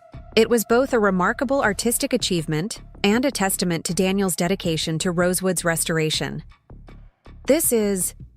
I struggled to find adequate words. "This is a treasure, a perfect representation of everything we've worked to preserve." He moved to stand beside me, both of us admiring the model in comfortable silence. "There's something else I wanted to show you," he said after a moment. Reaching carefully into the model, he pressed a hidden mechanism that caused the roof to lift away, revealing the interior rooms, also perfectly detailed in miniature. "You've done the inside too," I marveled, leaning closer to see the tiny library shelves, the miniature grand staircase, even diminutive furniture placed exactly as in the original house. "Look at the library," he suggested quietly. I focused on the tiny library, noticing something I hadn't seen at first. 2 miniature figures standing near the bookshelves, a man and a woman, their poses suggesting they were in conversation. "Is that us?" he confirmed, a touch of uncertainty in his voice. "Where we first really talked about Rosewood's potential. where this all began. The thoughtfulness of this detail, preserving not just the physical house but the moment our shared vision for it had started to form, moved me deeply. Without thinking, I reached for his hand, finding it warm and steady. "It's perfect," I said softly. "All of it." Our eyes met, and in that moment, something shifted. The careful professional boundary we had maintained giving way to acknowledged personal connection. Daniel's expression softened as he gently squeezed my hand. "Emma," he began, his voice lower than usual. "I've been wanting to tell you." A sudden crash from somewhere in the main house interrupted whatever he had been about to say. We both tensed, immediately alert. "What was that?" I whispered, instinctively stepping closer to him. "Stay here," he instructed, moving toward the door. "I'll check." Before he could leave, we heard running footsteps in the corridor outside. Then Robert's voice calling urgently, "Emma! Daniel! There's smoke in the West Wing!" We rushed into the hallway to find Robert, face flushed with exertion. "Something's burning in the ballroom. Security is already calling the fire department." My heart raced with sudden fear. The ballroom's restoration had been completed weeks ago, its elaborate woodwork and original parquet flooring painstakingly restored. There should be nothing there that could catch fire accidentally. "Is anyone else in the house?" I asked as we hurried toward the main staircase. "Just the security team and Eleanor in the library," Robert replied. Everyone else had left for the day. "Get Eleanor out immediately," I instructed. "Use the east entrance, away from the West Wing." As we descended the stairs, the acrid smell of smoke became noticeable. Daniel placed a restraining hand on my arm as I moved toward the ballroom corridor. "Wait, we don't know what we're dealing with yet." The head of security jogged up to us looking grim. "Fire department is on the way. We've got smoke coming from under the ballroom doors, but no visible flames yet. We need to evacuate the building now." "Eleanor?" I asked anxiously. "Already, outside with Robert. All personnel accounted for except us." We made our way quickly to the main entrance, where Eleanor stood with Robert and several security staff, all staring anxiously at the house. In the distance, sirens wailed, growing louder as the fire department approached. "What happened?" I asked the security chief once we were safely outside. "Not entirely clear yet," he replied, checking something on his tablet. "The smoke alarms triggered in the ballroom first, then the adjacent sitting room, the camera inside. The ballroom corridor showed smoke but no immediate fire source or unauthorized personnel." Eleanor touched my arm, her expression concerned but calm. "The important thing is that everyone is safe. Buildings can be restored again if necessary." Her philosophical attitude was admirable, but didn't ease my growing suspicion that this was no accident. The ballroom had no active electrical work, no flammable restoration materials, nothing that should have ignited spontaneously. The fire trucks arrived within minutes, firefighters deploying with practiced efficiency. We watched anxiously as they entered the building with hoses and equipment. After what seemed an eternity, but was probably less than 20 minutes, the fire chief emerged to provide an update. "The fire's contained," he reported. "Relatively small, concentrated in the ballroom. Appears to have started near the west wall. We've got some water damage from the sprinkler system, but the structure itself is sound." The relief was palpable among our small group, though my concern about the cause remained. "Any indication of how it started?" I asked. The fire chief's expression turned serious. "Preliminary assessment suggests it was deliberately set. We found evidence of an accelerant and what appears to be a timer device. Police will want to investigate this as potential arson." My suspicions confirmed, I exchanged a knowing glance with Daniel. "Andrew," I said quietly, so only he could hear. He nodded grimly. "Targeting the ballroom specifically, where your wedding ceremony would have been held. The symbolism wasn't subtle. Andrew had chosen to attack the very space where I had planned to become his wife, the room whose modifications for Olivia had first revealed his true character to me. The next few hours passed in a blur of police, interviews, insurance assessments, and damage evaluations. The fire had been relatively contained, damaging primarily the ballroom's western wall and floor. The sprinkler system had activated quickly, preventing spread to other areas but causing water damage to the newly restored parquet flooring. The smoke had affected adjacent rooms, but professional cleaning would likely resolve most of it. The eye. Police took the arson attempt extremely seriously, particularly given the property's historical significance and newly granted landmark status. When I shared Andrew's history with Rosewood and the recent threats Tyler had reported, they immediately initiated efforts to locate him for questioning. It was past midnight when the various officials finally departed, leaving a small security contingent to monitor the property overnight. Eleanor had been persuaded to stay with her niece Margaret in town, rather than remaining in the house, despite her protests that she wasn't afraid. I found myself unable to leave, unwilling to abandon Rosewood after such a violation. Daniel apparently felt the same, as he remained beside me as we surveyed the damage one final time before the restoration company would arrive in the morning. "The reopening will have to be postponed," I said, staring at the water-soaked ballroom floor. "There's no way we can have this restored in 2 days." Daniel stood beside me, his solid presence reassuring. "The structure is sound. The damage looks worse than it is." "It's not just the physical damage," I said quietly. "It's knowing this was deliberate, that someone, almost certainly Andrew, was willing to risk destroying Rosewood entirely just to hurt me." "But he failed," Daniel reminded me gently. "Rosewood stands. The restoration continues. And now he'll face criminal charges when they find him." We walked back through the house toward the entrance, checking each room as we passed. Despite the smoke smell lingering in some areas, Rosewood's essential character remained intact, resilient, through yet another challenge to its existence. Outside, the night was clear and cool, stars visible above the garden. Neither of us seemed ready to leave, so we settled on the stone bench near the rose garden, the same bench where we had discovered the love letters months earlier. "I keep thinking about Thomas and Josephine," I said after a comfortable silence. "How many obstacles they faced to their relationship. Her father's disapproval, the social barriers, and yet they persevered." Daniel nodded thoughtfully.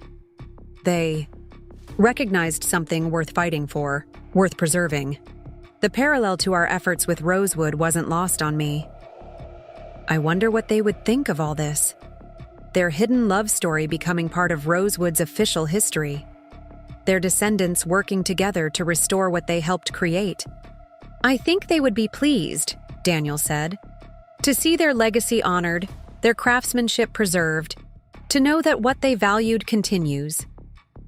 We fell silent again, the peace of the garden gradually easing the tension of the evening's events. After a while, Daniel spoke again, his voice quieter than before.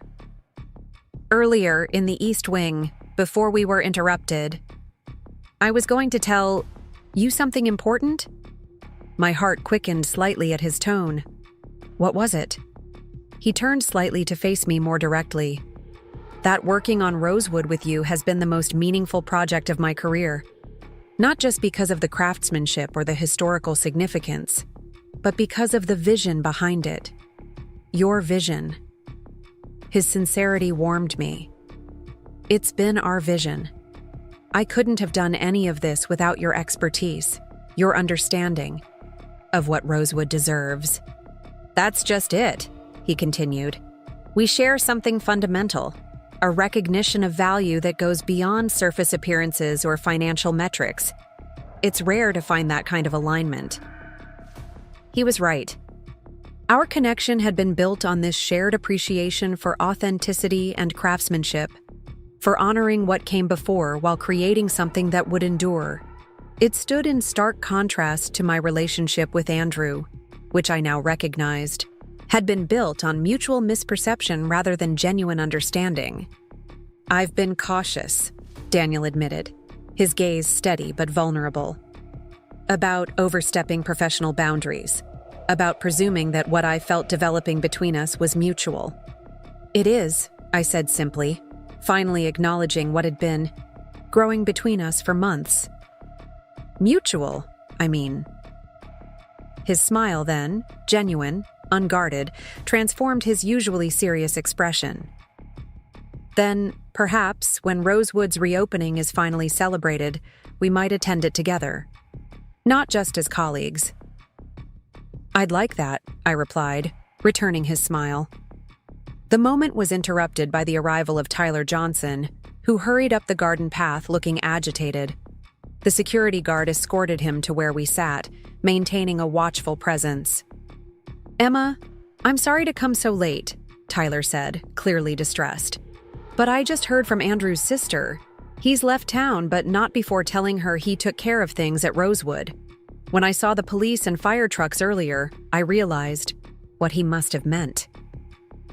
"The police are looking for him," I informed him. "This was arson, Tyler.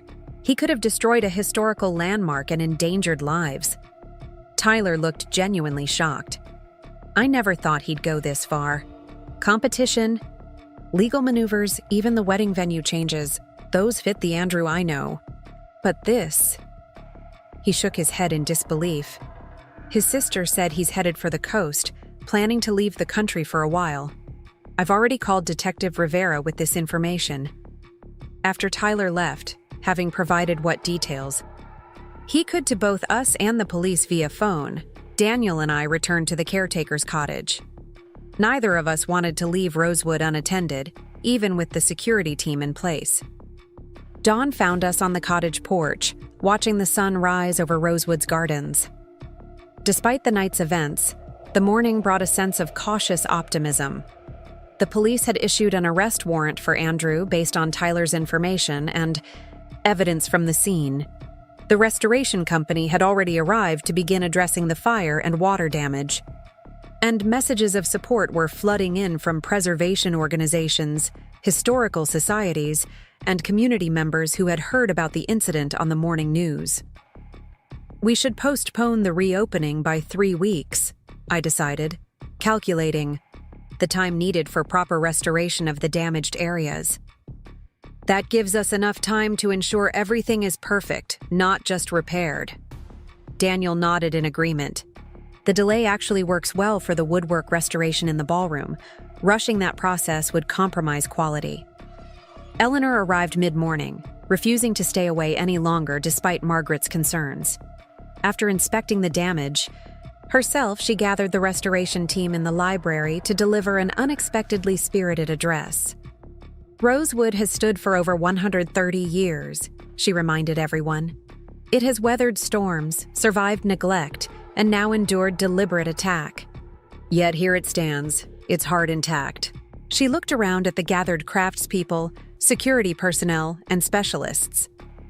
What you are doing here isn't just repairing a building. You're honoring the resilience of a legacy that refuses to be erased. Her words reinvigorated the team, who returned to their tasks with renewed purpose.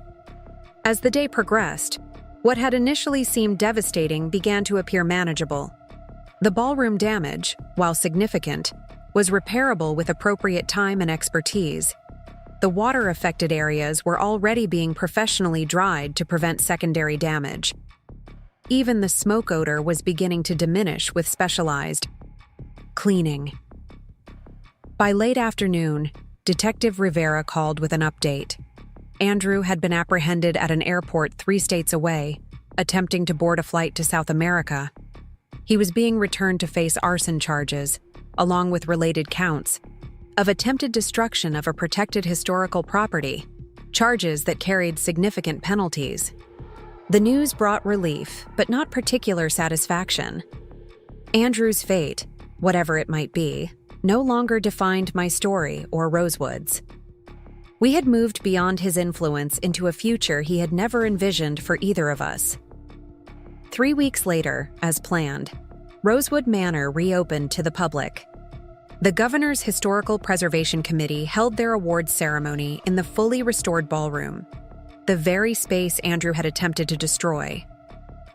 Eleanor received a Lifetime Achievement Award for her dedication to preservation, which she graciously but firmly redirected to acknowledge the craftsmanship of both the original builders and the restoration team. The love letters between Thomas and Josephine became a centerpiece of the historical exhibition, alongside Daniel's extraordinary wooden model of Rosewood. Visitors were particularly moved by the connection between past and present. How Daniel, Thomas Mercer's great-grandson, had returned to restore the work his ancestor had created generations earlier. As evening fell and the formal ceremonies concluded, I found myself in the garden with Daniel, watching guests enjoy the illuminated grounds. He looked particularly handsome in his suit, though he had confessed to feeling uncomfortable in formal wear compared to his usual workshop attire. "Your speech was perfect," he said, referring to my brief remarks during the ceremony, focusing on Rosewood's future rather than the recent challenges.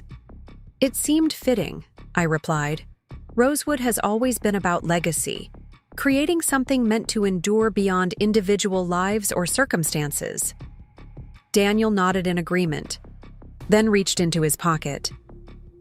"I have something for you. A reopening gift, I suppose you could call it." He handed me a small velvet pouch. Inside was a delicate silver key pendant on a chain, a miniature replica of the ceremonial key he had created for the reopening. "It's beautiful," I said, genuinely touched by the thoughtfulness of the gift. "I thought you should have something personal to commemorate today," he explained, helping me fasten the necklace. "Something that represents what you've accomplished here." The pendant rested perfectly at my collarbone, a tangible symbol of everything Rosewood had come to mean: preservation, authenticity, and unexpected new beginnings. Eleanor found us a short while later, her eyes twinkling as she noted both the pendant and our linked hands. "Well," she said with satisfaction, "it seems Rosewood continues its tradition of bringing the right people together, despite all obstacles." We couldn't disagree. Like Thomas and Josephine before us, we had found each other through a shared appreciation for craftsmanship and authenticity. And like Rosewood itself, what we were building seemed designed to endure. 1 year to the day, after what should have been my wedding to Andrew, I stood in Rosewood's garden watching a different ceremony unfold. The property had been transformed into an educational center for historical preservation, with workshops, exhibits, and programs that attracted visitors from across the country. The ballroom that Andrew had attempted to destroy now hosted lectures on traditional craftsmanship. The library where I had first truly connected with Daniel housed a research collection on architectural preservation. Rosewood had found its purpose, as had I. My preservation firm had expanded, taking on selected projects throughout the region, always with the same philosophy that had guided Rosewood's restoration: honoring authenticity rather than expedience, quality rather than convenience. Andrew had eventually accepted a plea deal for the arson attempt, receiving a substantial prison sentence along with orders to pay for restoration damages. His professional reputation destroyed, he had faded from the local scene entirely. Olivia Parker had curated a successful museum exhibition on Rosewood's architectural significance, establishing herself as a respected voice in historical preservation, separate from her brief connection to Andrew. As for Daniel and me, our relationship had deepened naturally over the months of working together. His quiet strength and genuine appreciation for craftsmanship complemented my more public-facing preservation advocacy. Together, we had expanded Rosewood's educational programs to include hands-on woodworking workshops that he led, passing on traditional techniques to a new generation. Eleanor watched these developments with evident satisfaction, often remarking that Rosewood had finally found the stewards it deserved. Her health remained robust, allowing her to participate actively in the property's educational programs. sharing family stories that brought Rosewood's history to life for visitors. Standing in the garden that evening, watching the sunset illuminate Rosewood's restored facade, I reflected on the journey that had brought me here. What had begun with heartbreak and betrayal had transformed into something I never could have anticipated when planning my wedding to Andrew. By changing the ownership papers instead of just walking away, I had not only saved a historical treasure, but had found my own path forward, one built on genuine values rather than appearances. The man who had thought he could use our wedding venue to impress his ex-girlfriend could never have imagined how his deception would ultimately lead to Rosewood's renaissance. In trying to create the perfect backdrop for his own agenda, he had inadvertently set the stage for something far more meaningful, a legacy of preservation that would continue long after our individual stories had faded into history. Daniel joined me in the garden, slipping his hand comfortably into mine as we admired the property that had brought us together. "Eleanor's looking for you," he said. "Something about planning next month's craftsmanship symposium." I smiled, ready to return to the work that had become my passion. "Then we shouldn't keep her waiting. Rosewood's future awaits." 2 years after the day I walked into Rosewood Manor in a business suit instead of a wedding gown, I stood in the center of the fully restored ballroom watching sunlight stream through the original stained glass windows. The grand chandelier, painstakingly cleaned crystal by crystal, cast rainbow patterns across the gleaming hardwood floor. Rosewood had not only survived, it had flourished. The restoration that had begun as an act of defiance had evolved into something much more meaningful. What started as my personal response to betrayal had become a community treasure, a living museum of craftsmanship and history that drew visitors from across the country. Architectural students made pilgrimages to study the restoration techniques. Historical preservation societies held workshops in our lecture rooms. Local schools brought children to learn about the craftsmanship of a bygone era. And through it all, Daniel had remained. What began as professional respect had deepened into friendship, then partnership, and finally something neither of us had been looking for, but both had found in the quiet moments between restoration decisions and historical research. "There you are." His voice came from the doorway, warm and familiar. "Eleanor's looking for you. The docent training is about to begin." I turned to find him leaning against the doorframe, his expression softened from the serious craftsman I'd first met. Working at Rosewood had changed us both. "Just taking a moment," I explained, gesturing to the ballroom. "Sometimes I still can't believe how far we've come." He nodded, understanding without words. Daniel had become fluent in the language of Rosewood, just as I had. We shared a vocabulary of architectural terms, historical references, and the quiet satisfaction of restoration done right. 2 years ago, this room was set up for a wedding that never happened, I mused. Now it hosts historical lectures, community concerts, and educational exhibits. "A much better legacy," Daniel replied, crossing the room to stand beside me. His hand found mine naturally, our fingers intertwining in a gesture that had become as familiar as breathing. Eleanor's docent training program had been her idea, recruiting knowledgeable volunteers to conduct specialized tours of Rosewood. Today's session would focus on the architectural significance of the main staircase and ballroom, with Daniel explaining the woodworking techniques that had gone into both the original construction and the restoration.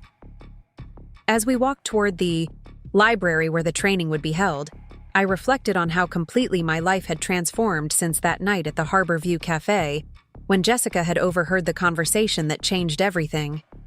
The preservation firm I'd established had grown beyond Rosewood, taking on select restoration projects throughout the region. Daniel's reputation as a master craftsman had spread, bringing commissions from historical societies and museums seeking authentic restoration work. Eleanor greeted us in the library, surrounded by a dozen enthusiastic docent candidates. At 74, she had embraced her role as Rosewood's historian with remarkable energy, compiling family stories, photographs, and historical documents into a comprehensive archive that now occupied a dedicated room on the second floor. "Ah, there you are," she said warmly. "I was just telling our trainees about the discovery of the love letters in the wall and how they connected Daniel's family to Rosewood's original construction." The story of Thomas Mercer and Josephine Walsh had become a favorite among visitors. The master craftsman and the owner's daughter who had fallen in love despite social barriers, leaving their legacy in both Rosewood's magnificent woodwork and in Daniel himself, who had returned generations later to restore his great-grandfather's creations. The docent training proceeded smoothly, with Daniel explaining the distinctive characteristics of the original woodwork and the techniques used in the restoration. I added historical context about the architectural style and the social significance of spaces like the ballroom in the late 19th century. As the trainees dispersed to practice their tours in different areas of the house, Eleanor pulled me aside. "You've received another acquisition offer," she said, her expression both amused and concerned. "The third this month." The commercial success of Rosewood as a historical education center had attracted attention from corporate interests looking to capitalize on heritage tourism. Various hotel chains and development companies had been making increasingly generous offers to purchase Rosewood and convert it into a luxury historical hotel or high-end event venue. "From whom this time?" I asked, though the specifics hardly mattered. "Heritage Luxury Properties," Eleanor replied. "They're proposing to maintain the historical aspects while adding modern amenities." Their letter emphasized how their approach would monetize Rosewood's historical value. I smiled at the familiar corporate language that so completely missed the point of what we had created here. "I'll add it to the file with the others." "The rejection file is getting quite thick," Eleanor observed with a twinkle in her eye. "Daniel suggested we might need to restore another filing cabinet just to hold all the offers you've turned down." "Some things aren't for sale," I replied, simply. A soft chime from my phone interrupted our conversation, a calendar reminder for the afternoon's special tour. A group of architecture students from the State University would be arriving soon, led by Professor Martinez, who had become one of Rosewood's most enthusiastic academic supporters. "I should prepare for the university group," I said, checking the time. "They're particularly interested in how we address the structural challenges in the conservatory restoration." Eleanor nodded approvingly. Education was always Rosewood's best purpose, much better than being a backdrop for insincere wedding vows or corporate retreats. The pointed reference to what might have been made me smile. Eleanor had never minced words about her assessment of Andrew, particularly after learning the full extent of his plans for Rosewood had he gained control. As I headed toward the entrance to prepare for the university group, I passed Jessica arranging fresh flowers. In the foyer, she had eventually left her corporate job to join Rosewood's management team, overseeing the educational programs and event scheduling that kept the property financially sustainable without compromising its historical integrity. "Just heard from Tyler," she said as I passed. "Thought you might want to know that Andrew's development company filed for bankruptcy last week. Apparently, his reputation never recovered after the Rosewood scandal and the arson attempt. The news produced a curious lack of emotion, neither satisfaction nor regret. Andrew had become a figure from a different lifetime, someone whose actions had inadvertently set me on a better path, but who no longer held any power over my present or future. I hope he finds something worthwhile eventually," I said, meaning, something real." Jessica raised an eyebrow. "Very magnanimous of you. I'm still enjoying the poetic justice. The man who tried to use Rosewood to advance his career ended up having it destroy his career instead." "Rosewood doesn't destroy," I corrected gently. "It reveals." It revealed Andrew's true character just as it revealed the hidden love letters and the witness trees marking the true property boundaries.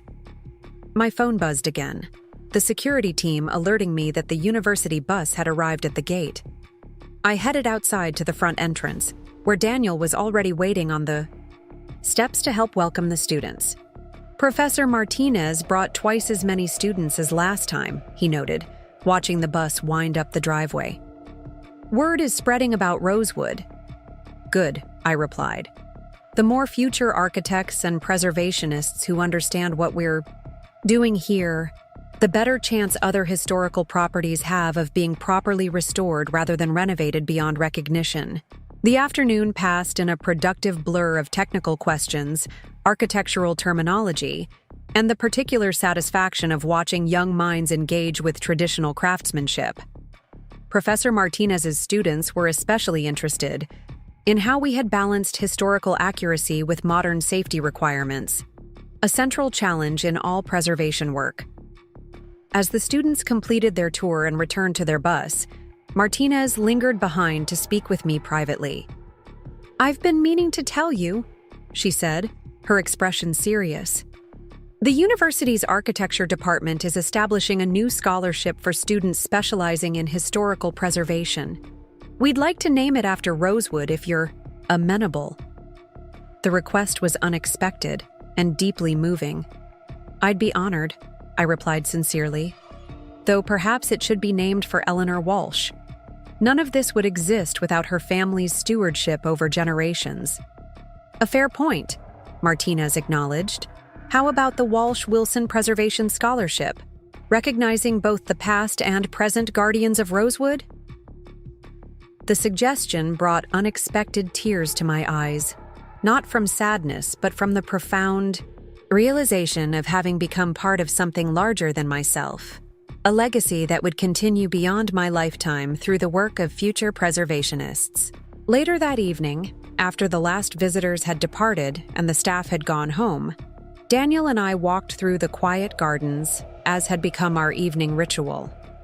The formal gardens had been fully restored according to Eleanor's childhood memories and historical photographs, with heritage roses, climbing trellises, and boxwood hedges defining geometric patterns filled with seasonal blooms. "I've been thinking about the North Cottage," Daniel said as we strolled along the gravel path. "The foundation is solid, but the roof will need complete replacement before winter." The North Cottage, a small caretaker's residence at the edge of the property, had been on our restoration list for months, but other priorities had taken precedence. Now it represented one of the few remaining unrestored structures at Rosewood. "I was thinking it might make a good woodworking studio," he continued. "For the educational programs, the lighting is excellent, and the location would allow for noise without disturbing tours in the main house." I nodded, visualizing the space. "That makes sense. We could incorporate storage for the antique tools collection as well." Daniel hesitated, then added, "I was also thinking it might make a good personal workshop, and perhaps a home." I stopped walking, turning to look at him directly. Though our relationship had deepened steadily over the past 2 years, we had maintained separate residences, I in the caretaker's cottage near the main house, he in an apartment in town. "A home," I repeated, understanding the significance of what he was suggesting. "For us," he clarified, his expression a mix of certainty and vulnerability that I had come to cherish, "if you'd want that." In the golden evening light filtering through the ancient oaks, with Rosewood standing solid and restored behind us, the question seemed to draw together all the threads of the past 2 years, the unexpected turns, the challenges overcome, the gradual building of something authentic and enduring. "I would want that very much," I replied, my voice steady despite the emotion behind the words. His smile, that transformation of his usually serious expression that I had first glimpsed during discussions of woodworking techniques and had grown to love, spread slowly across his face. From his pocket, he withdrew a small wooden box, clearly handcrafted with the same care he brought to all his work. "I made this," he said simply, holding it out to me. "Open it." Inside, nestled on velvet, lay a ring unlike any I had ever seen.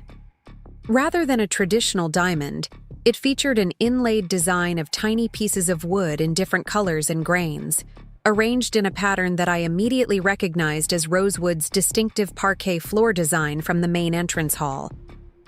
"Daniel," I breathed, taking in the extraordinary craftsmanship. "It's beautiful." "Different woods from throughout Rosewood," he explained. "Salvaged pieces from the restoration that were too damaged to reuse but too significant to discard. Rosewood, oak, maple, walnut, all inlaid and preserved in resin." The symbolism was perfect. Pieces of Rosewood's history, salvaged and transformed into something new and beautiful. Just as we had taken the broken pieces of our individual pasts and created something neither of us had anticipated.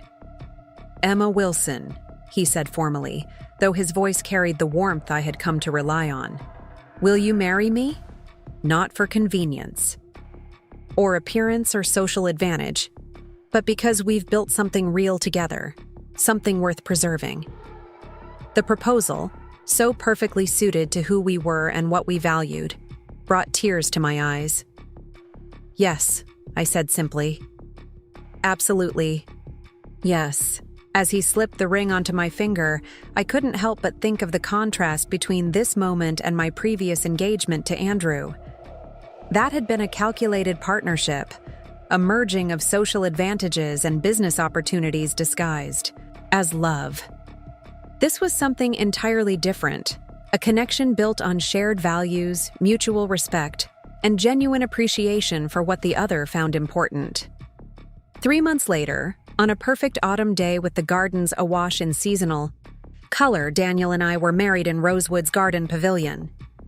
The ceremony was small and authentic, attended by those who had become our extended family through the restoration journey. Eleanor in a place of honor, Jessica as my attendant, Robert and Margaret Walsh, Professor Martinez, even Tyler, who had become a surprising ally and friend after helping expose Andrew's schemes.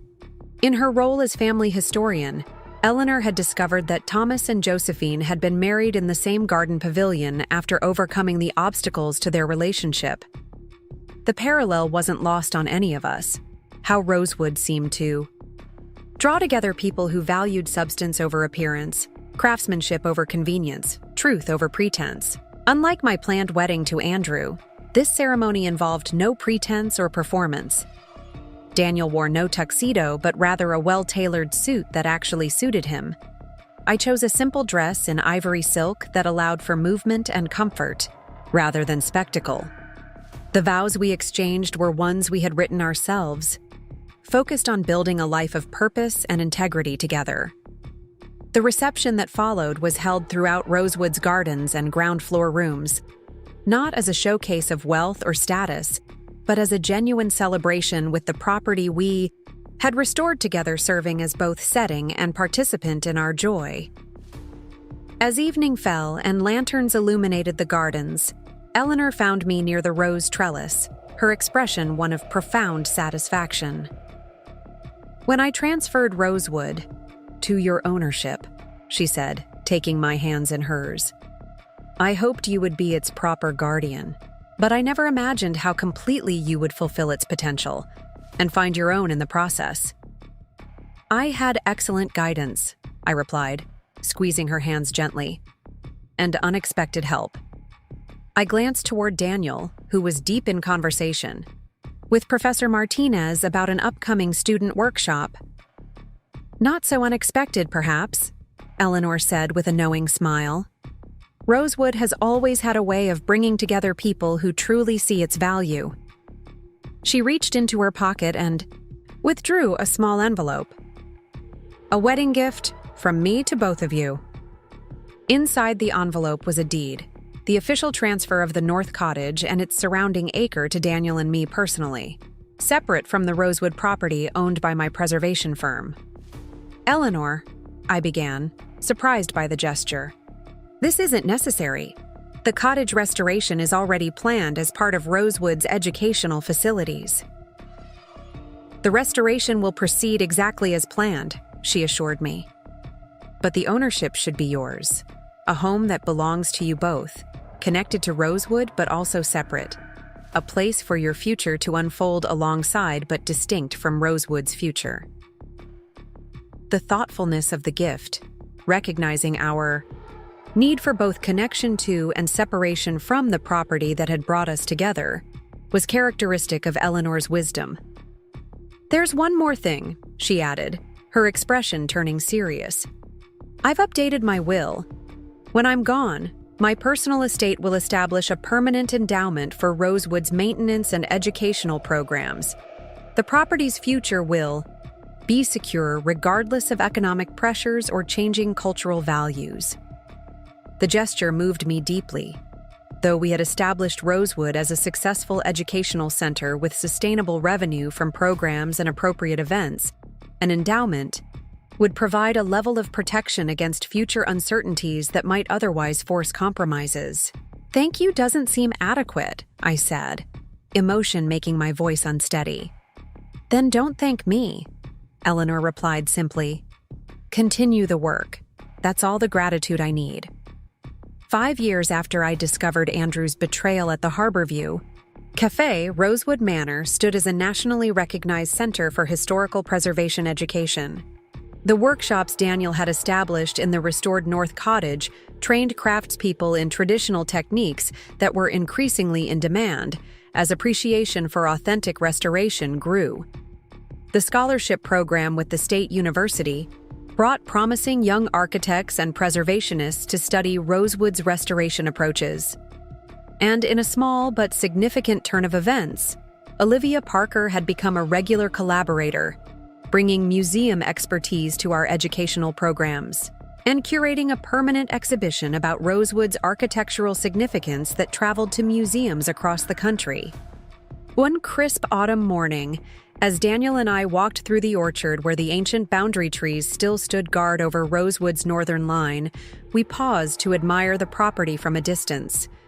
The morning light caught the restored, stained glass windows, sending colored patterns across the carefully maintained grounds. Students were already arriving for the day's preservation workshop, their enthusiasm evident even from a distance. "Sometimes I still can't believe how it all unfolded," I admitted, leaning slightly against Daniel's solid presence beside me.